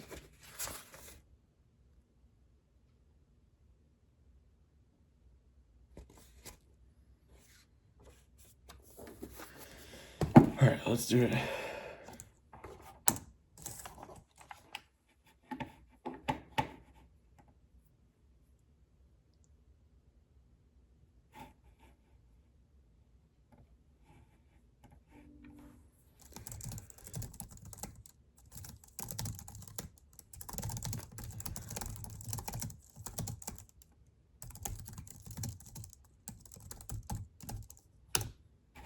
All right, here we go. Core 80-20 ideas: curiosity over authority,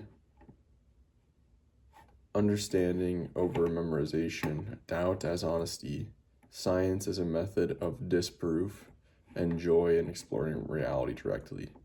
For Feynman, the deepest source of scientific motivation comes primarily from which attitude?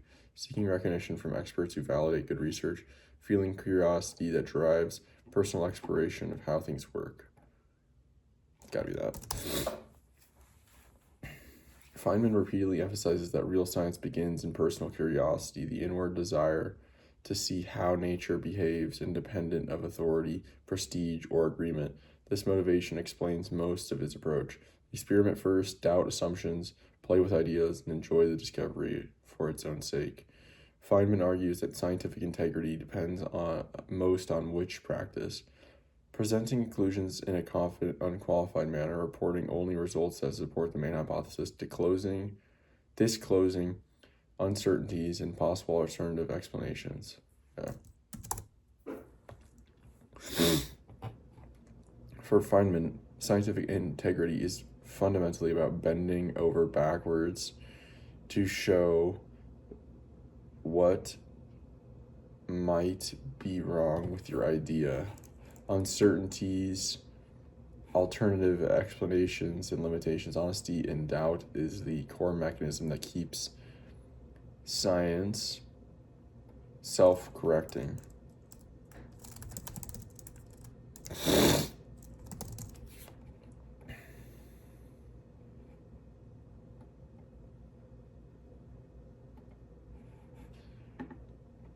Feynman stresses that the value of scientific knowledge lies mainly in its ability to provide comforting explanations that reduce ambiguity, offer precise predictions tested against the real world, preserve traditional interpretations of natural phenomena, create theories that are aesthetically pleasing and symmetrical.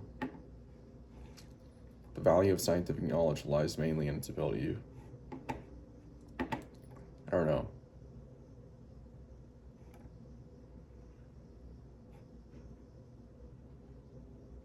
offer precise predictions tested against the real world. Yep. For Feynman, the power of science is in testable prediction. A theory matters only if it survives contact with experiment, the real arbiter of truth. This single principle explains most of his attitude toward knowledge. Elegant ideas mean nothing without empirical bite. When Feynman describes knowing the name of something versus knowing something, he is emphasizing the importance of memorizing formal definitions to anchor deep study. classifying facts so they fit within accepted terminology, understanding underlying mechanisms rather than labels. Boom.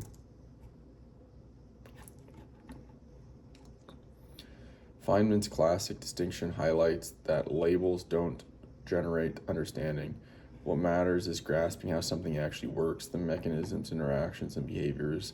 That insight explains much of his teaching style. Strip away names, poke at the phenomenon, and see what really happens. Feynman argues that doubt plays a central role in scientific thinking because it helps scientists avoid challenging widely accepted theories, prevents unnecessary experimentation by limiting speculation, keeps inquiry open by allowing ideas to be tested and revised. Probably that. For Feynman, doubt isn't a weakness, it's the engine of discovery. By staying uncertain, scientists keep ideas testable, adjustable, and alive. This continual openness to revision is what allows science to progress rather than ossify. Feynman often describes science as a process of finding things out.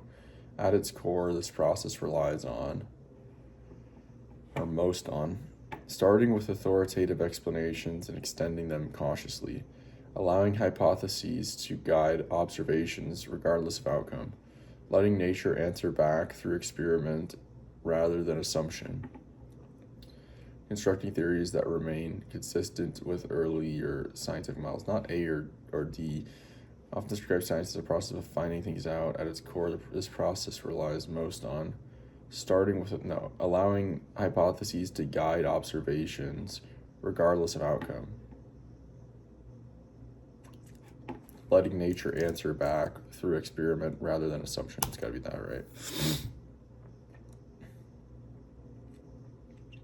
Yep. Feynman's entire philosophy centers on the idea that nature gives the final word. Assumptions, theories, authority, all are second to the simple act of checking what actually happens. This single mechanism explains most of his approach to science. Experiment is the supreme judge. Feynman's criticism of cargo cult science focuses mainly on practices that follow experimental procedures without genuine testing of ideas, prioritize novel theories even when evidence is limited, reject traditional scientific methods in favor of intuition, employ overly mathematical models disconnected from reality. Criticism of cargo cult science. Follow experimental procedures without genuine testing of ideas, I'm assuming. Cargo cult science imitates the form of science, the rituals, the language, the appearance of procedure, without its essence, the rigorous attempt to prove oneself wrong.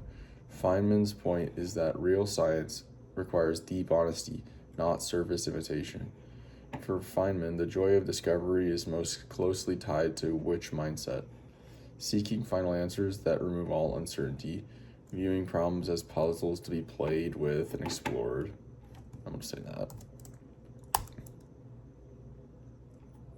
Feynman's approach to science.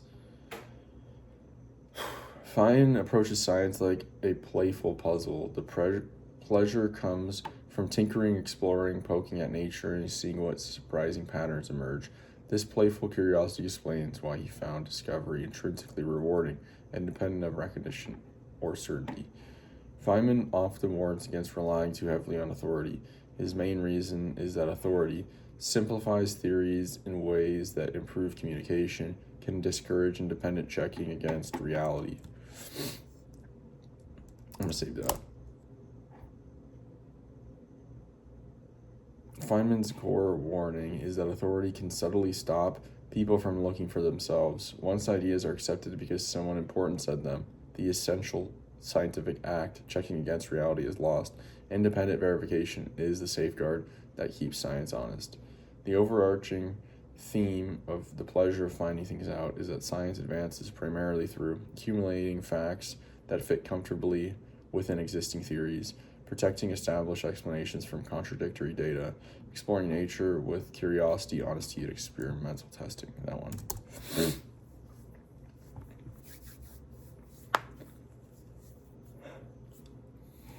This final answer captures Feynman's central 80-20 message. Science moves forward through curious exploration, intellectual honesty, and unwavering habit to checking ideas against experiment. Everything else, elegance, authority, tradition, is secondary to this core process. All right, 80-20 summary, the big ideas from the pleasure of finding these out. Curiosity is the engine of science. Real inquiry begins with the personal urge to understand how nature behaves. Motivation comes from exploration, not recognition. Experiment is the supreme judge. No authority, theory, or intuition outranks what actually happens when you test an idea. Honesty, especially about uncertainty, is the heart of integrity. Science works because scientists try hard to show where they might be wrong, not right. Understanding means mechanisms, not labels. Naming something isn't knowing it. Knowledge comes from grasping how and why things work. Doubt is productive, not paralyzing. Uncertainty keeps inquiry alive and theory is revisable. Doubt fuels progress. Playfulness accelerates discovery. Treating problems as puzzles encourages openness, creativity, and better questions. Avoid cargo cult science. Following the form of science without its intellectual honesty leads to empty results. All right, so it's all about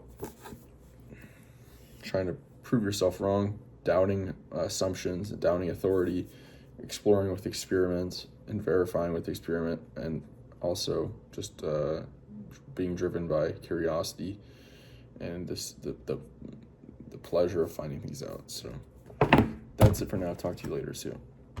All right, here we go. Final book of the series, Great Mental Models by Shane Parrish. This is Economics and Art. So we've done General Thinking Concepts, which is Volume 1. Biology, Chemistry, and Physics, Volume 2. Math and Systems, Volume 3. This is Economics and Art. All right, let's do it.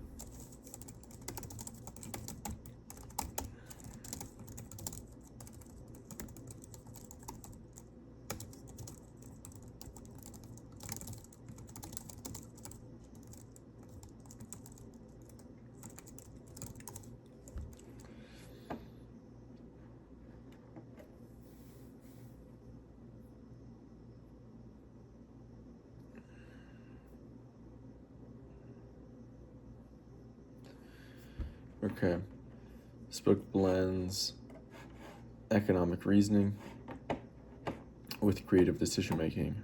I'll pull out the big 80-20 ideas: incentives, trade-offs, constraints, marginal thinking, optionality, feedback loops, creative risk, etc., and build your quiz. Here we go. Question 1. Which idea best captures how incentives shape both economic systems and artistic choices? Incentives mainly affect large institutions but rarely influence individual creators. Incentives encourage more choices but do not alter behavior in meaningful ways. Incentives consistently guide actions by rewarding certain behaviors over others. Yeah, that one. Why is this a core 80-20 idea? In economics and art, incentives sit at the center of behavior. People reliably respond to whatever is rewarded: attention, money, status, meaning, or creative freedom. This single principle explains a huge portion of why systems, markets, and creators behave the way they do. Change the incentives and the behavior shifts. In both creative work and economic decision making, opportunity cost primarily emphasizes the total resources used in all possible alternatives. The value of the next best option that must be given up. Yep. Opportunity cost is the quiet force behind every meaningful choice. Whether you're allocating capital or creative energy, the real cost isn't what you do, it's what you can't do because you chose it. Seeing this clearly prevents wasted effort and sharpens decision making. Why is marginal thinking a powerful tool in both economics and artistic creation? It evaluates choices only after a project is fully completed. It focuses on total outcomes rather than incremental changes. It assesses how small additions or adjustments change overall value. I think that's marginal thinking. Marginal thinking helps you see how small adjustments change outcomes. In economics, it clarifies where each extra dollar or hour actually adds value. In creative work, it helps you refine drafts, iterate out ideas, and decide when an additional improvement is worth the effort. Most progress happens at the margins. In the book's exploration of constraints, what is the major insight about how constraints function in both art and economics? Constraints mostly restrict creativity and reduce overall performance. Constraints eliminate uncertainty, making outcomes more fully predictable. Constraints channel attention and resources, enabling better decisions. Yeah.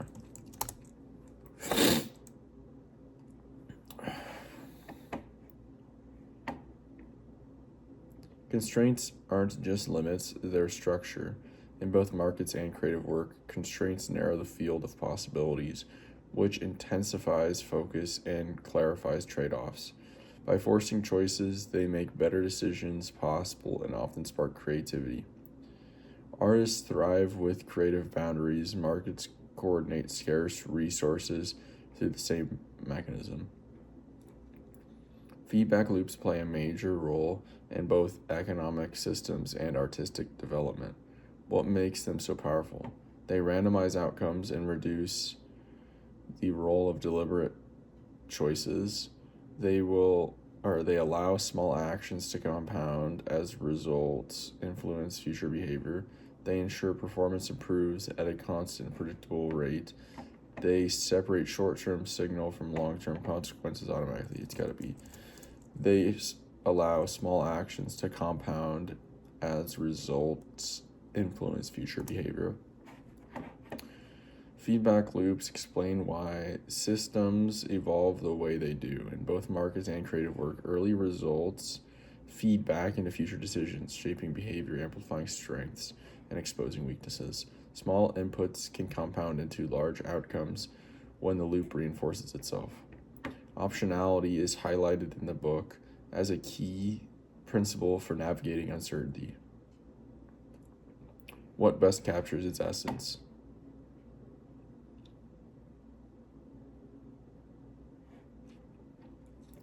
Maximizing commitments to limit future variability, preferring rigid plans over adaptable strategies, maintaining choices that can produce upside with limited downside, reducing opportunities to avoid complexity.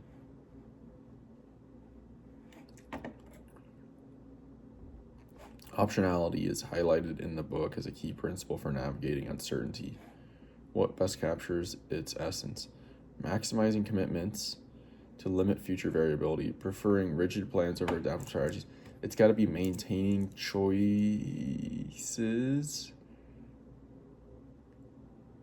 that can produce upside with limited downside. Optionality is about keeping doors open that can deliver asymmetric upside.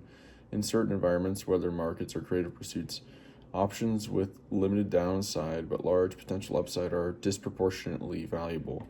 They let you explore, experiment, and capitalize when opportunities emerge instead of locking yourself into rigid plans. The book emphasizes that trade-offs are unavoidable in both economics and art.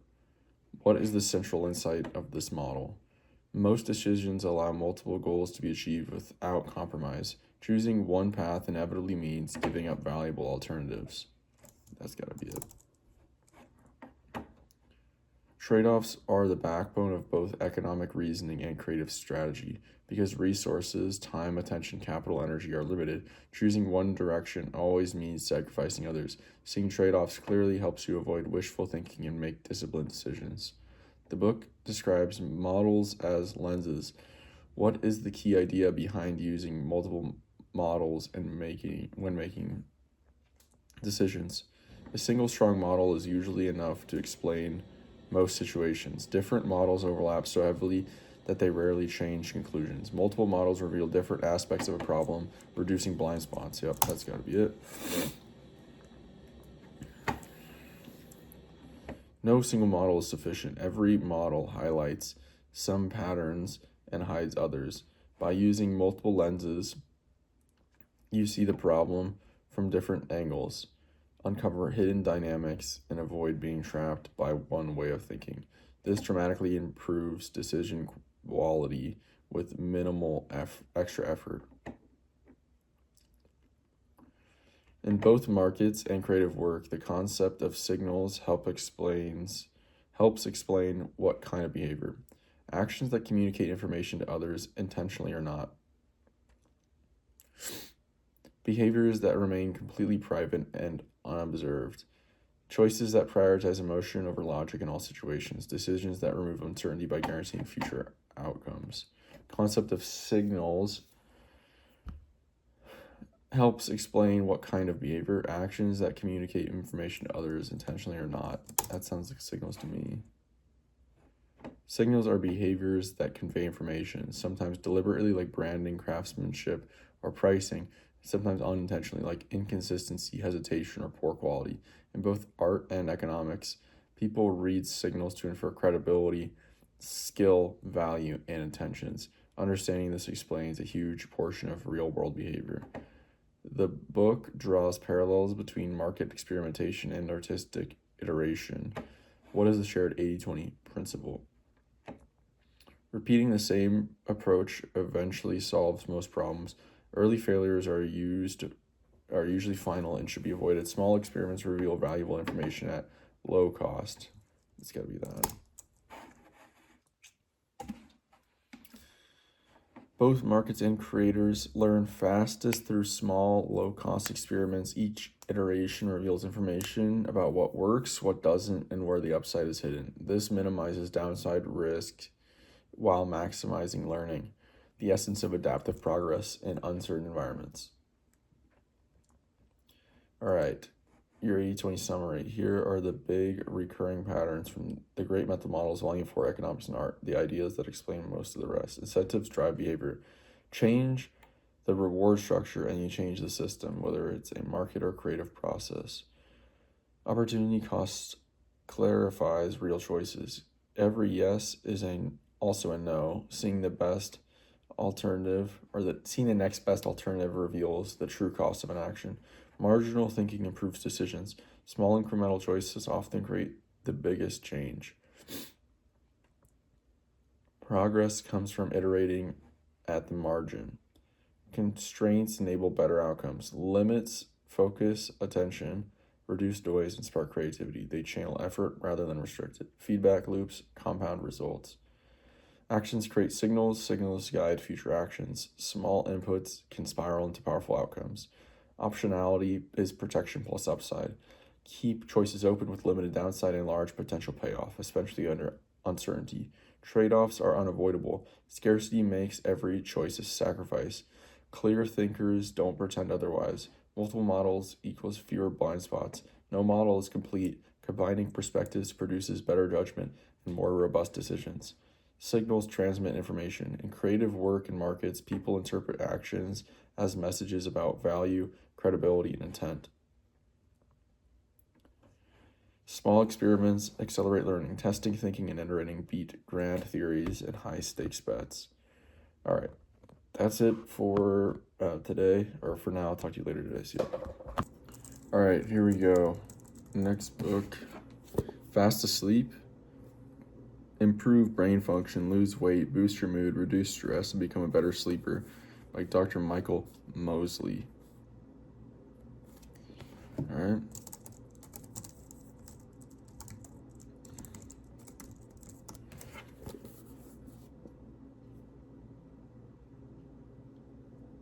Getting a good night's sleep is everyone's daily goal. After all, it reduces your risk of depression, helps you fight chronic disease, improves your memory, and it just plain feels good. But why is it that so many of us struggle to get the necessary 7 to 8 hours a night? In Fast Asleep, Dr. Michael Mosley brings together the latest groundbreaking science to explain exactly why it is so important that we regularly get enough sleep. Prone to insomnia, he has taken part in numerous sleep experiments, tested every sleep remedy, Combining personal insight and in-depth research, he explains why so many of us struggle with sleep, what works and what doesn't, and shares his own myth-busting program to help you achieve a good night's rest. Filled with fascinating case studies, 50 delicious sleep-promoting recipes, and more, Fast Asleep is a complete resource that offers a range of tools for combating fatigue and tiredness. Simple, effective, and life changing. This book explores the science of dreaming, explains why gut health and meal times matter, and reveals tips and tricks to help you not only to sleep better, but to reduce stress levels and feel happier and healthier in general.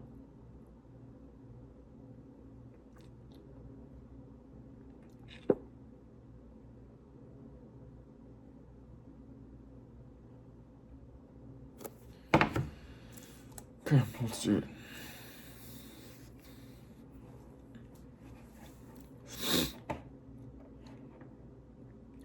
According to the core framework in Fast Asleep, what is the single most powerful lever for improving both sleep quality and sleep timing? Increasing evening relaxation practices to calm the nervous system, adjusting bedroom conditions to create a more comfortable sleep setup, stabilizing daily light exposure to anchor your body's internal clock. That better be it, because that's what's right. Yep. Mostly emphasizes that consistent light exposure, especially bright morning light, is the most potent way to reset and stabilize your circadian rhythm because your body's internal clock is highly light sensitive. Getting the timing of light right explains a huge portion of improvement in sleep onset, depth, and wake up time regularity, far more than tweaks to bedroom setup or relaxation alone. Mosley argues that improving sleep is often best achieved by focusing on daytime behaviors rather than nighttime rituals, which mechanism explains why. Daytime habits influence neurotransmitter cycles that set the foundation for nighttime sleep. Daytime activity reduces REM pressure, making sleep cycles more efficient. Definitely not. Nighttime rituals disrupt melatonin release if done too consistently. Definitely not. Daytime routines have only short-term effects but make sleep feel easier psychologically. Definitely not. Daytime habits influence neurotransmitter cycles that set the foundation for nighttime sleep. That's pretty general, but Mosley repeatedly highlights that sleep is built during the day. Morning light, physical activity, and meal timing shape the brain chemicals like serotonin to melatonin pathways that prime the body for sleep hours later. This mechanism explains why daytime structure accounts for a large portion of sleep improvement, far more than pre-bed rituals alone. A central principle in Fast Asleep is that sleep pressure is as important as circadian rhythm. What primarily drives sleep pressure? Gradual buildup of adenosine from waking activity across the day. That's it.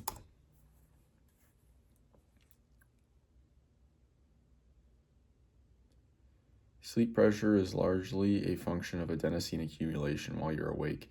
The longer you stay up and the more mentally/physically active you are, the more adenosine builds, creating a powerful biological drive to sleep. Mosley frames sleep as the interaction of two systems: circadian rhythm, timing, sleep pressure, intensity. Understanding this dual system model explains most of why people fall asleep when they do, and why naps, caffeine, or inconsistent wake times can throw things off. Mosley emphasizes circadian anchors as essential for stabilizing sleep, which habit functions as the most reliable circadian anchor besides morning light. Keeping wake-up time consistent regardless of bedtime, eating a large breakfast to stimulate daytime or daily metabolism, doing exercise to reinforce fatigue signals, taking short afternoon naps to manage energy levels. All right. Keeping wake-up time consistent regardless of bedtime. That's what he's going to say, huh? That's interesting. Alongside morning light, a consistent wake-up time is one of the strongest circadian anchors. It forces the body to keep a stable 24-hour rhythm, which then naturally regulates hunger, energy, hormone release, and sleepiness later in the evening. Mosley stresses that even if bedtime varies, keeping wake-up time fixed prevents circadian drift, a major 80-20 lever for better sleep. That is interesting. In Fast Asleep, Mosley discusses how diet patterns influence sleep. Which principle captures the book's core message about food and sleep? A diet lower in refined carbs helps stabilize blood sugar, supporting more consistent sleep. High protein evening meals boost melatonin conversion, deepening sleep cycles. Frequent snacking throughout the day keeps metabolism active, reducing nighttime waking. High fat dinners slow digestion, improving sleep by maintaining stable overnight energy. Diet lower in refined carbs helps stabilize blood sugar, supporting more consistent sleep. Mosley emphasizes blood sugar stability as a major contributor to sleep quality. Diets lower in refined carbohydrates reduce glucose spikes and crashes, which in turn help prevent nighttime waking, restlessness, and early morning alertness.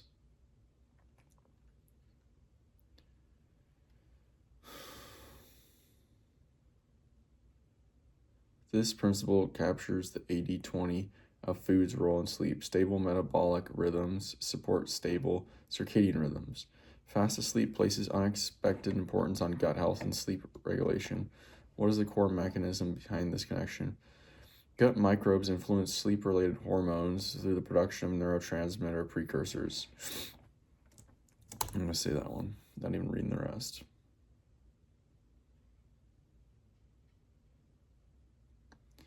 Mosley highlights the microbiome sleep axis. Gut microbes help produce or modulate precursors to sleep-related neurotransmitters like serotonin, which later convert into melatonin. When gut health is strong, these chemical pathways run more smoothly, improving sleep onset, mood regulation, and circadian stability. It's a high leverage mechanism because small changes in diet and fiber intake can shift microbial activity significantly. One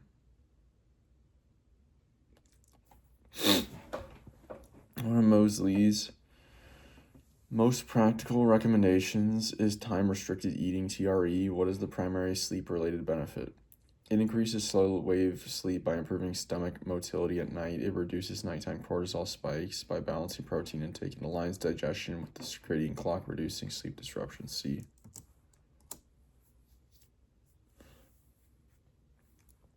Time-restricted eating works because digestion has a strong circadian rhythm. When you finish eating earlier, your gut gets time to slow down before bed, reducing reflux, discomfort, glucose swings, and nighttime wakefulness. In Mosley's framework, TRE is powerful because it synchronizes two major systems, metabolism and the sleep-wake cycle. Mosley argues that insomnia is often maintained by the behaviors people adopt to cope with it. Which pattern does he identify especially counterproductive? Extending time in bed to catch up on lost sleep, using breathing techniques to reduce nighttime arousal, keeping a detailed sleep diary each morning, listening to calming audio to help with sleep onset. So you can say extending time in bed to catch up on lost sleep. Central part of Mosley's insomnia approach, mirroring CBTI principles, is that spending more time in bed actually weakens sleep pressure and fragments the sleep window. This makes insomnia worse, not better. Restricting time in bed, paired with consistent wake times, rebuilds strong sleep pressure and reconditions the brain to associate bed with fast, deep sleep. Mosley highlights the value of brief, controlled exposure to morning cold, example, cold showers. What is the main sleep-related mechanism behind this recommendation? Cold exposure triggers a cortisol spike that sharpens circadian timing signal, potentially. Cold stress increases REM rebound that night, improving mental recovery. Cold boosts core body temperature in the evening, Deepening slow wave sleep. Cold enhances melatonin release by increasing peripheral heat loss. It's got to be trigger cortisol.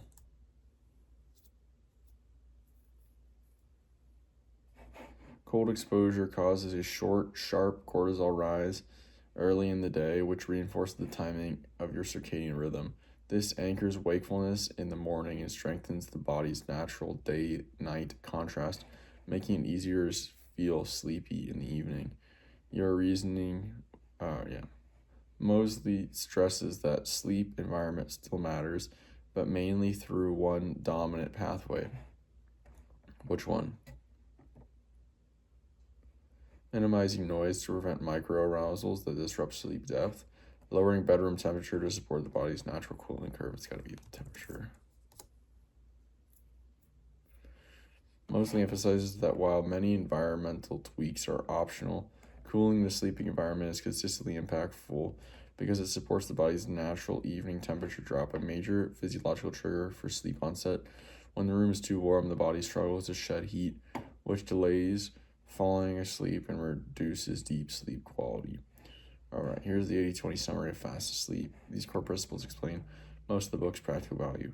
Circadian rhythm is the master regulator of sleep. Morning light, consistent wake time, and stable daily routines anchor the biological clock more effectively than nighttime rituals.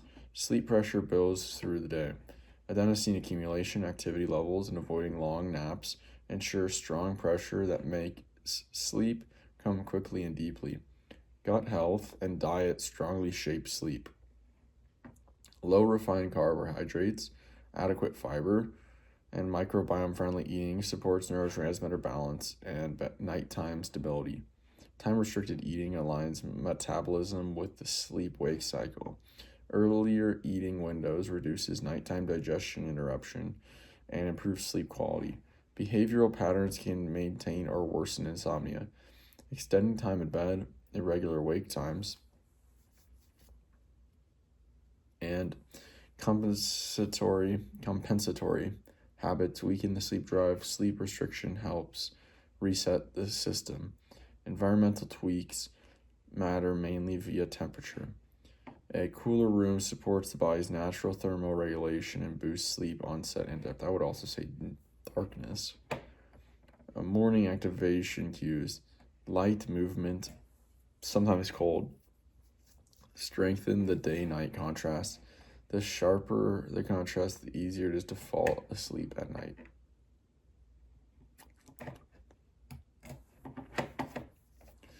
Yeah, I mean, I'm doing a lot of that stuff already, interestingly enough. Time-restricted eating, early dinner, or early last meal, consistent wake times, morning bright light. This is what this is right now. Cooled bedroom, blacked out bedroom.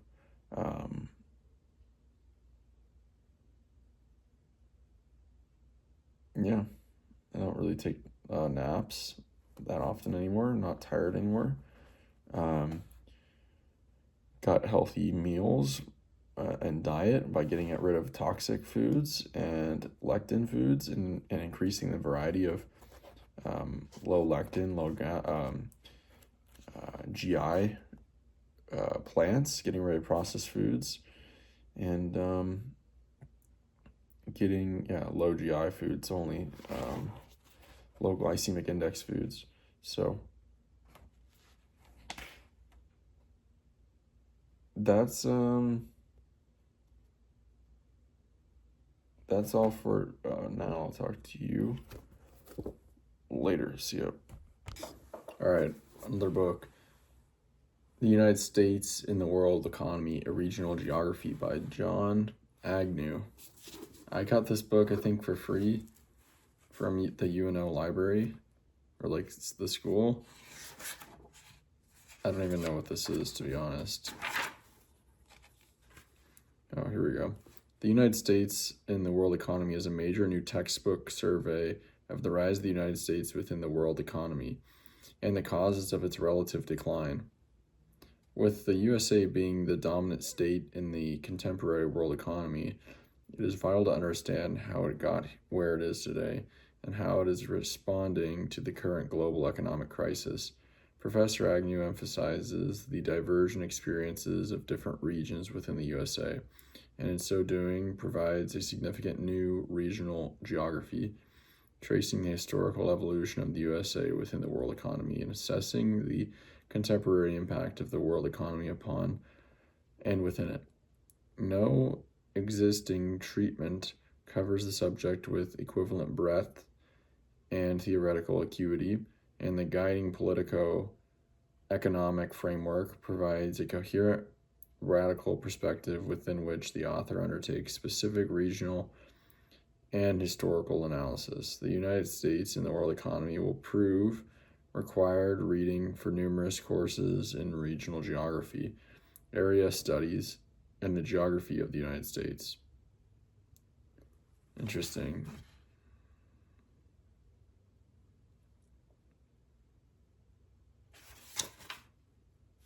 This really talks a lot about geography, but also economics. This book was published in 1987. All right. A bit outdated, but sure. Did I have resistance to do this one? Of course. But we're going to only learn what happens once we've tried. United States and the world economy. John Agnew.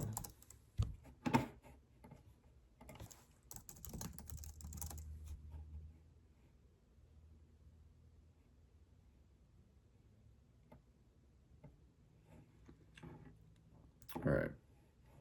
Core conceptual insights. The USA as a spatial and political actor in the global economy, the territorial/relational nature of economic power. I knew this was on. Hold on.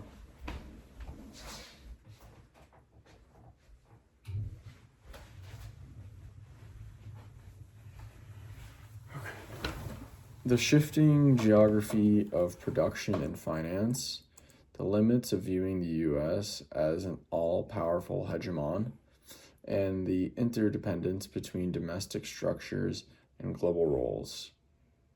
All right, here we go. According to Agnew, what most clearly explains the United States' distinctive role in the world economy? Its consistent control over global commodity chains through direct state ownership, its combination of territorial power and relational influence across global networks. So it's got to be that.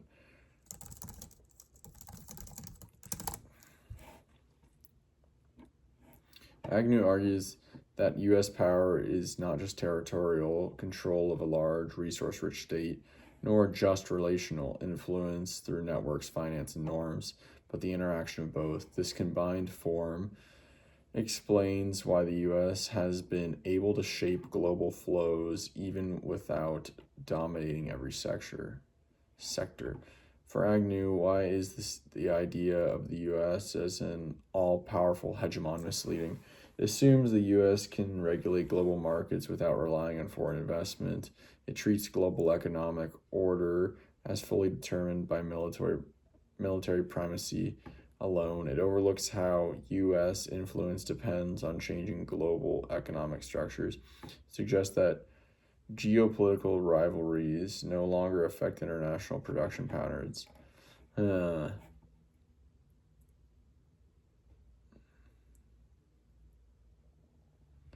overlooks how U.S. influence depends on changing global economic structures. Maybe that.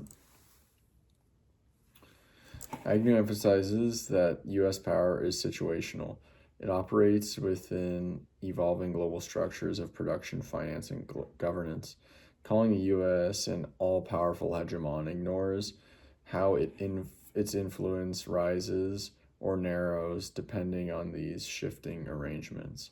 Agnew argues that understanding the U.S. and the world economy requires moving beyond a purely territorial trap. What does this mean? Assuming national borders determine all patterns of economic specialization, assuming states behave mainly as passive responders to market signals, assuming economic globalization eliminates the relevance of territorial strategy, assuming domestic institutions are unaffected by international political dynamics. Agnew argues that understanding the U.S. and the world economy requires moving beyond a purely territorial trap. Territorial trap, what does it mean? Assuming domestic institutions are unaffected by international political dynamics, assuming economic globalization eliminates the relevance of territorial strategy, assuming states behave mainly as passive responders to market signals, assuming national borders determine all patterns of economic specialization. I have no idea. Assuming economic globalization eliminates the relevance of territorial strategy. Nope. Agnew's critique of the territorial trap is not that it assumes globalization erases territory, but that it falsely treats states as self-contained, fixed, and territorially bounded units that map neatly onto economic processes. In reality, political authority and economic activity spill across borders in complex ways. So is A, the territorial trap, assuming that national borders neatly define and contain economic and political processes. Interesting.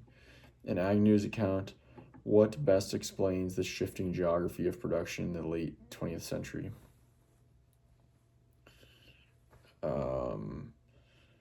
Shifting geography of production. Firms relocating primarily to avoid geopolitical alliances among major powers. Technological change enabling flexible production across dispersed locations. State-led industrial policies ensuring balanced development across regions. Financial markets restricting cross-border investment to regional blocks. Technological change enabling flexible production across dispersed locations.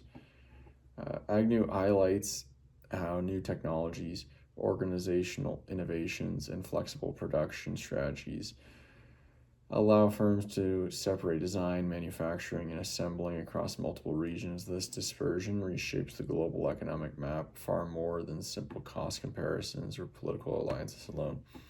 According to Agnew, how does the global role of the U.S. shape its domestic economic structure? By encouraging a uniform national industrial base across all regions, by linking domestic demand and finance tightly to global capital flows, by insulating U.S. labor markets from international competition, by reducing the importance of federal policy in regulating economic activity. How does the global role of the U.S. shape its domestic economic structure?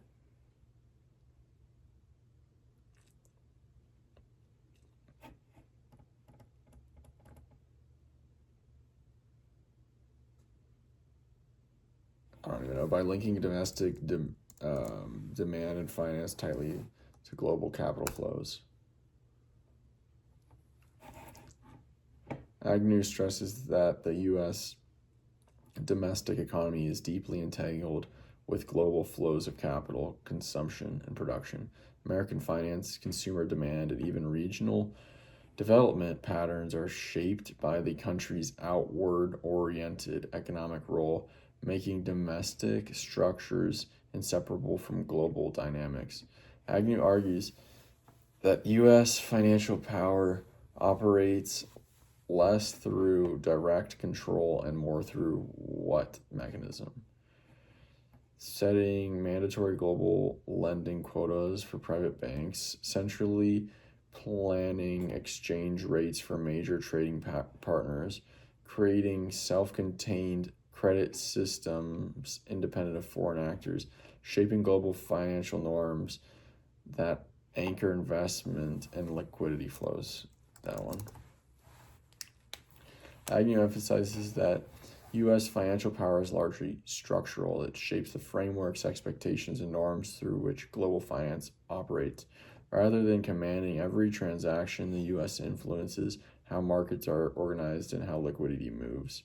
For Agnew, the relationship between the U.S. state and the U.S.-based firms is best described as A perfectly aligned partnership with unified strategic priorities, definitely not. A purely competitive relationship with minimal policy coordination, definitely not. A contingent alignment shaped by changing global market conditions. A rigid hierarchy in which firms consistently follow federal directives. It's got to be a contingent alignment shaped by changing global market conditions.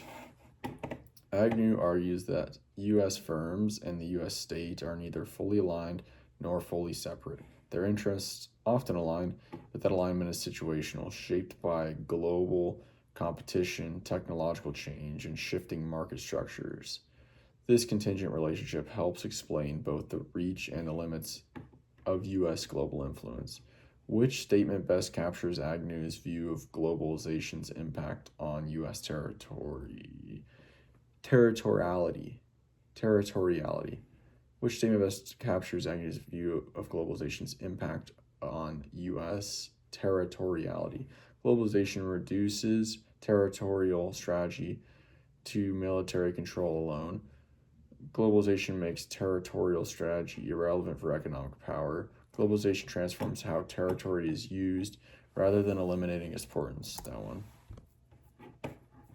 Agnew argues that globalization doesn't erase territory. It reconfigures how territory matters. The U.S. uses territorial advantages, market size, regulatory spaces, strategic locations in combination with global networks. Power comes from how territory is integrated, not from territorial dominance alone. In Agnew's framework, what most limits the U.S.'s ability to unilaterally shape the world economy? The constitutional separation of powers restricting federal economic policymaking, the increasing autonomy of multinational firms from any single state's control, the narrowing of global income gaps, reducing U.S. leverage over developing states, the rise of cultural globalization, diminishing the appeal of American institutions. I don't know. Is it really going to say the increasing autonomy of multinational firms from any single state's control? Is that really? I don't feel like that's crazy. Agnew's highlights that multinational firms, many of them originating in the U.S., operate through globally dispersed networks that no single state can fully direct. Their strategies, supply chains, and financial operations limit how much the U.S. government can unilaterally impose its preferences on the world economy. Okay. According to Agnew, what is the most analytically useful way to understand U.S. power in the world economy? As a fixed hierarchy in which the U.S. permanently occupies the dominant position. As a cyclical sequence in which the U.S. alternates between expansion and retrenchment. As a relational process embedded in shifting global networks and spatial arrangements. As a mechanical outcome of domestic economic indicators such as GDP or trade balance. As a relational process embedded in shifting global networks and spatial arrangements. Agnew reconceives U.S. power as relational rather than fixed or purely territorial. Power flows from how the U.S. is positioned within and helps shape global networks of production, finance, knowledge, and regulation. This emphasis on relationships rather than static dominance is central to his analytical framework. All right, the takeaway, 80-20 takeaway from the United States and the world economy. First, U.S. power is both territorial and relational. Its influence comes from the interaction of its domestic spatial advantages and its strategic position in global networks, not from territorial dominance alone. The territorial trap obscures how economic and political processes cross borders. States are not sealed containers. U.S. power operates through flows, networks, and transnational actors. Globalization reconfigures territory rather than eliminating it.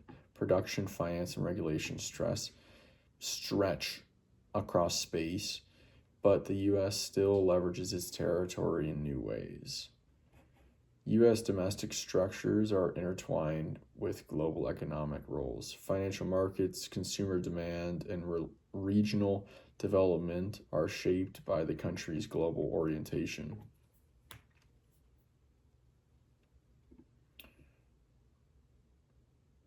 Firms and the state have contingent, not unified interests. Multinational corporations often extend U.S. influence, but also limit state control. U.S. influence is structural rather than omnipotent. The U.S. shapes rules, norms, and systems even when it cannot direct every outcome. All right, that's it for today. Talk to you tomorrow. See ya.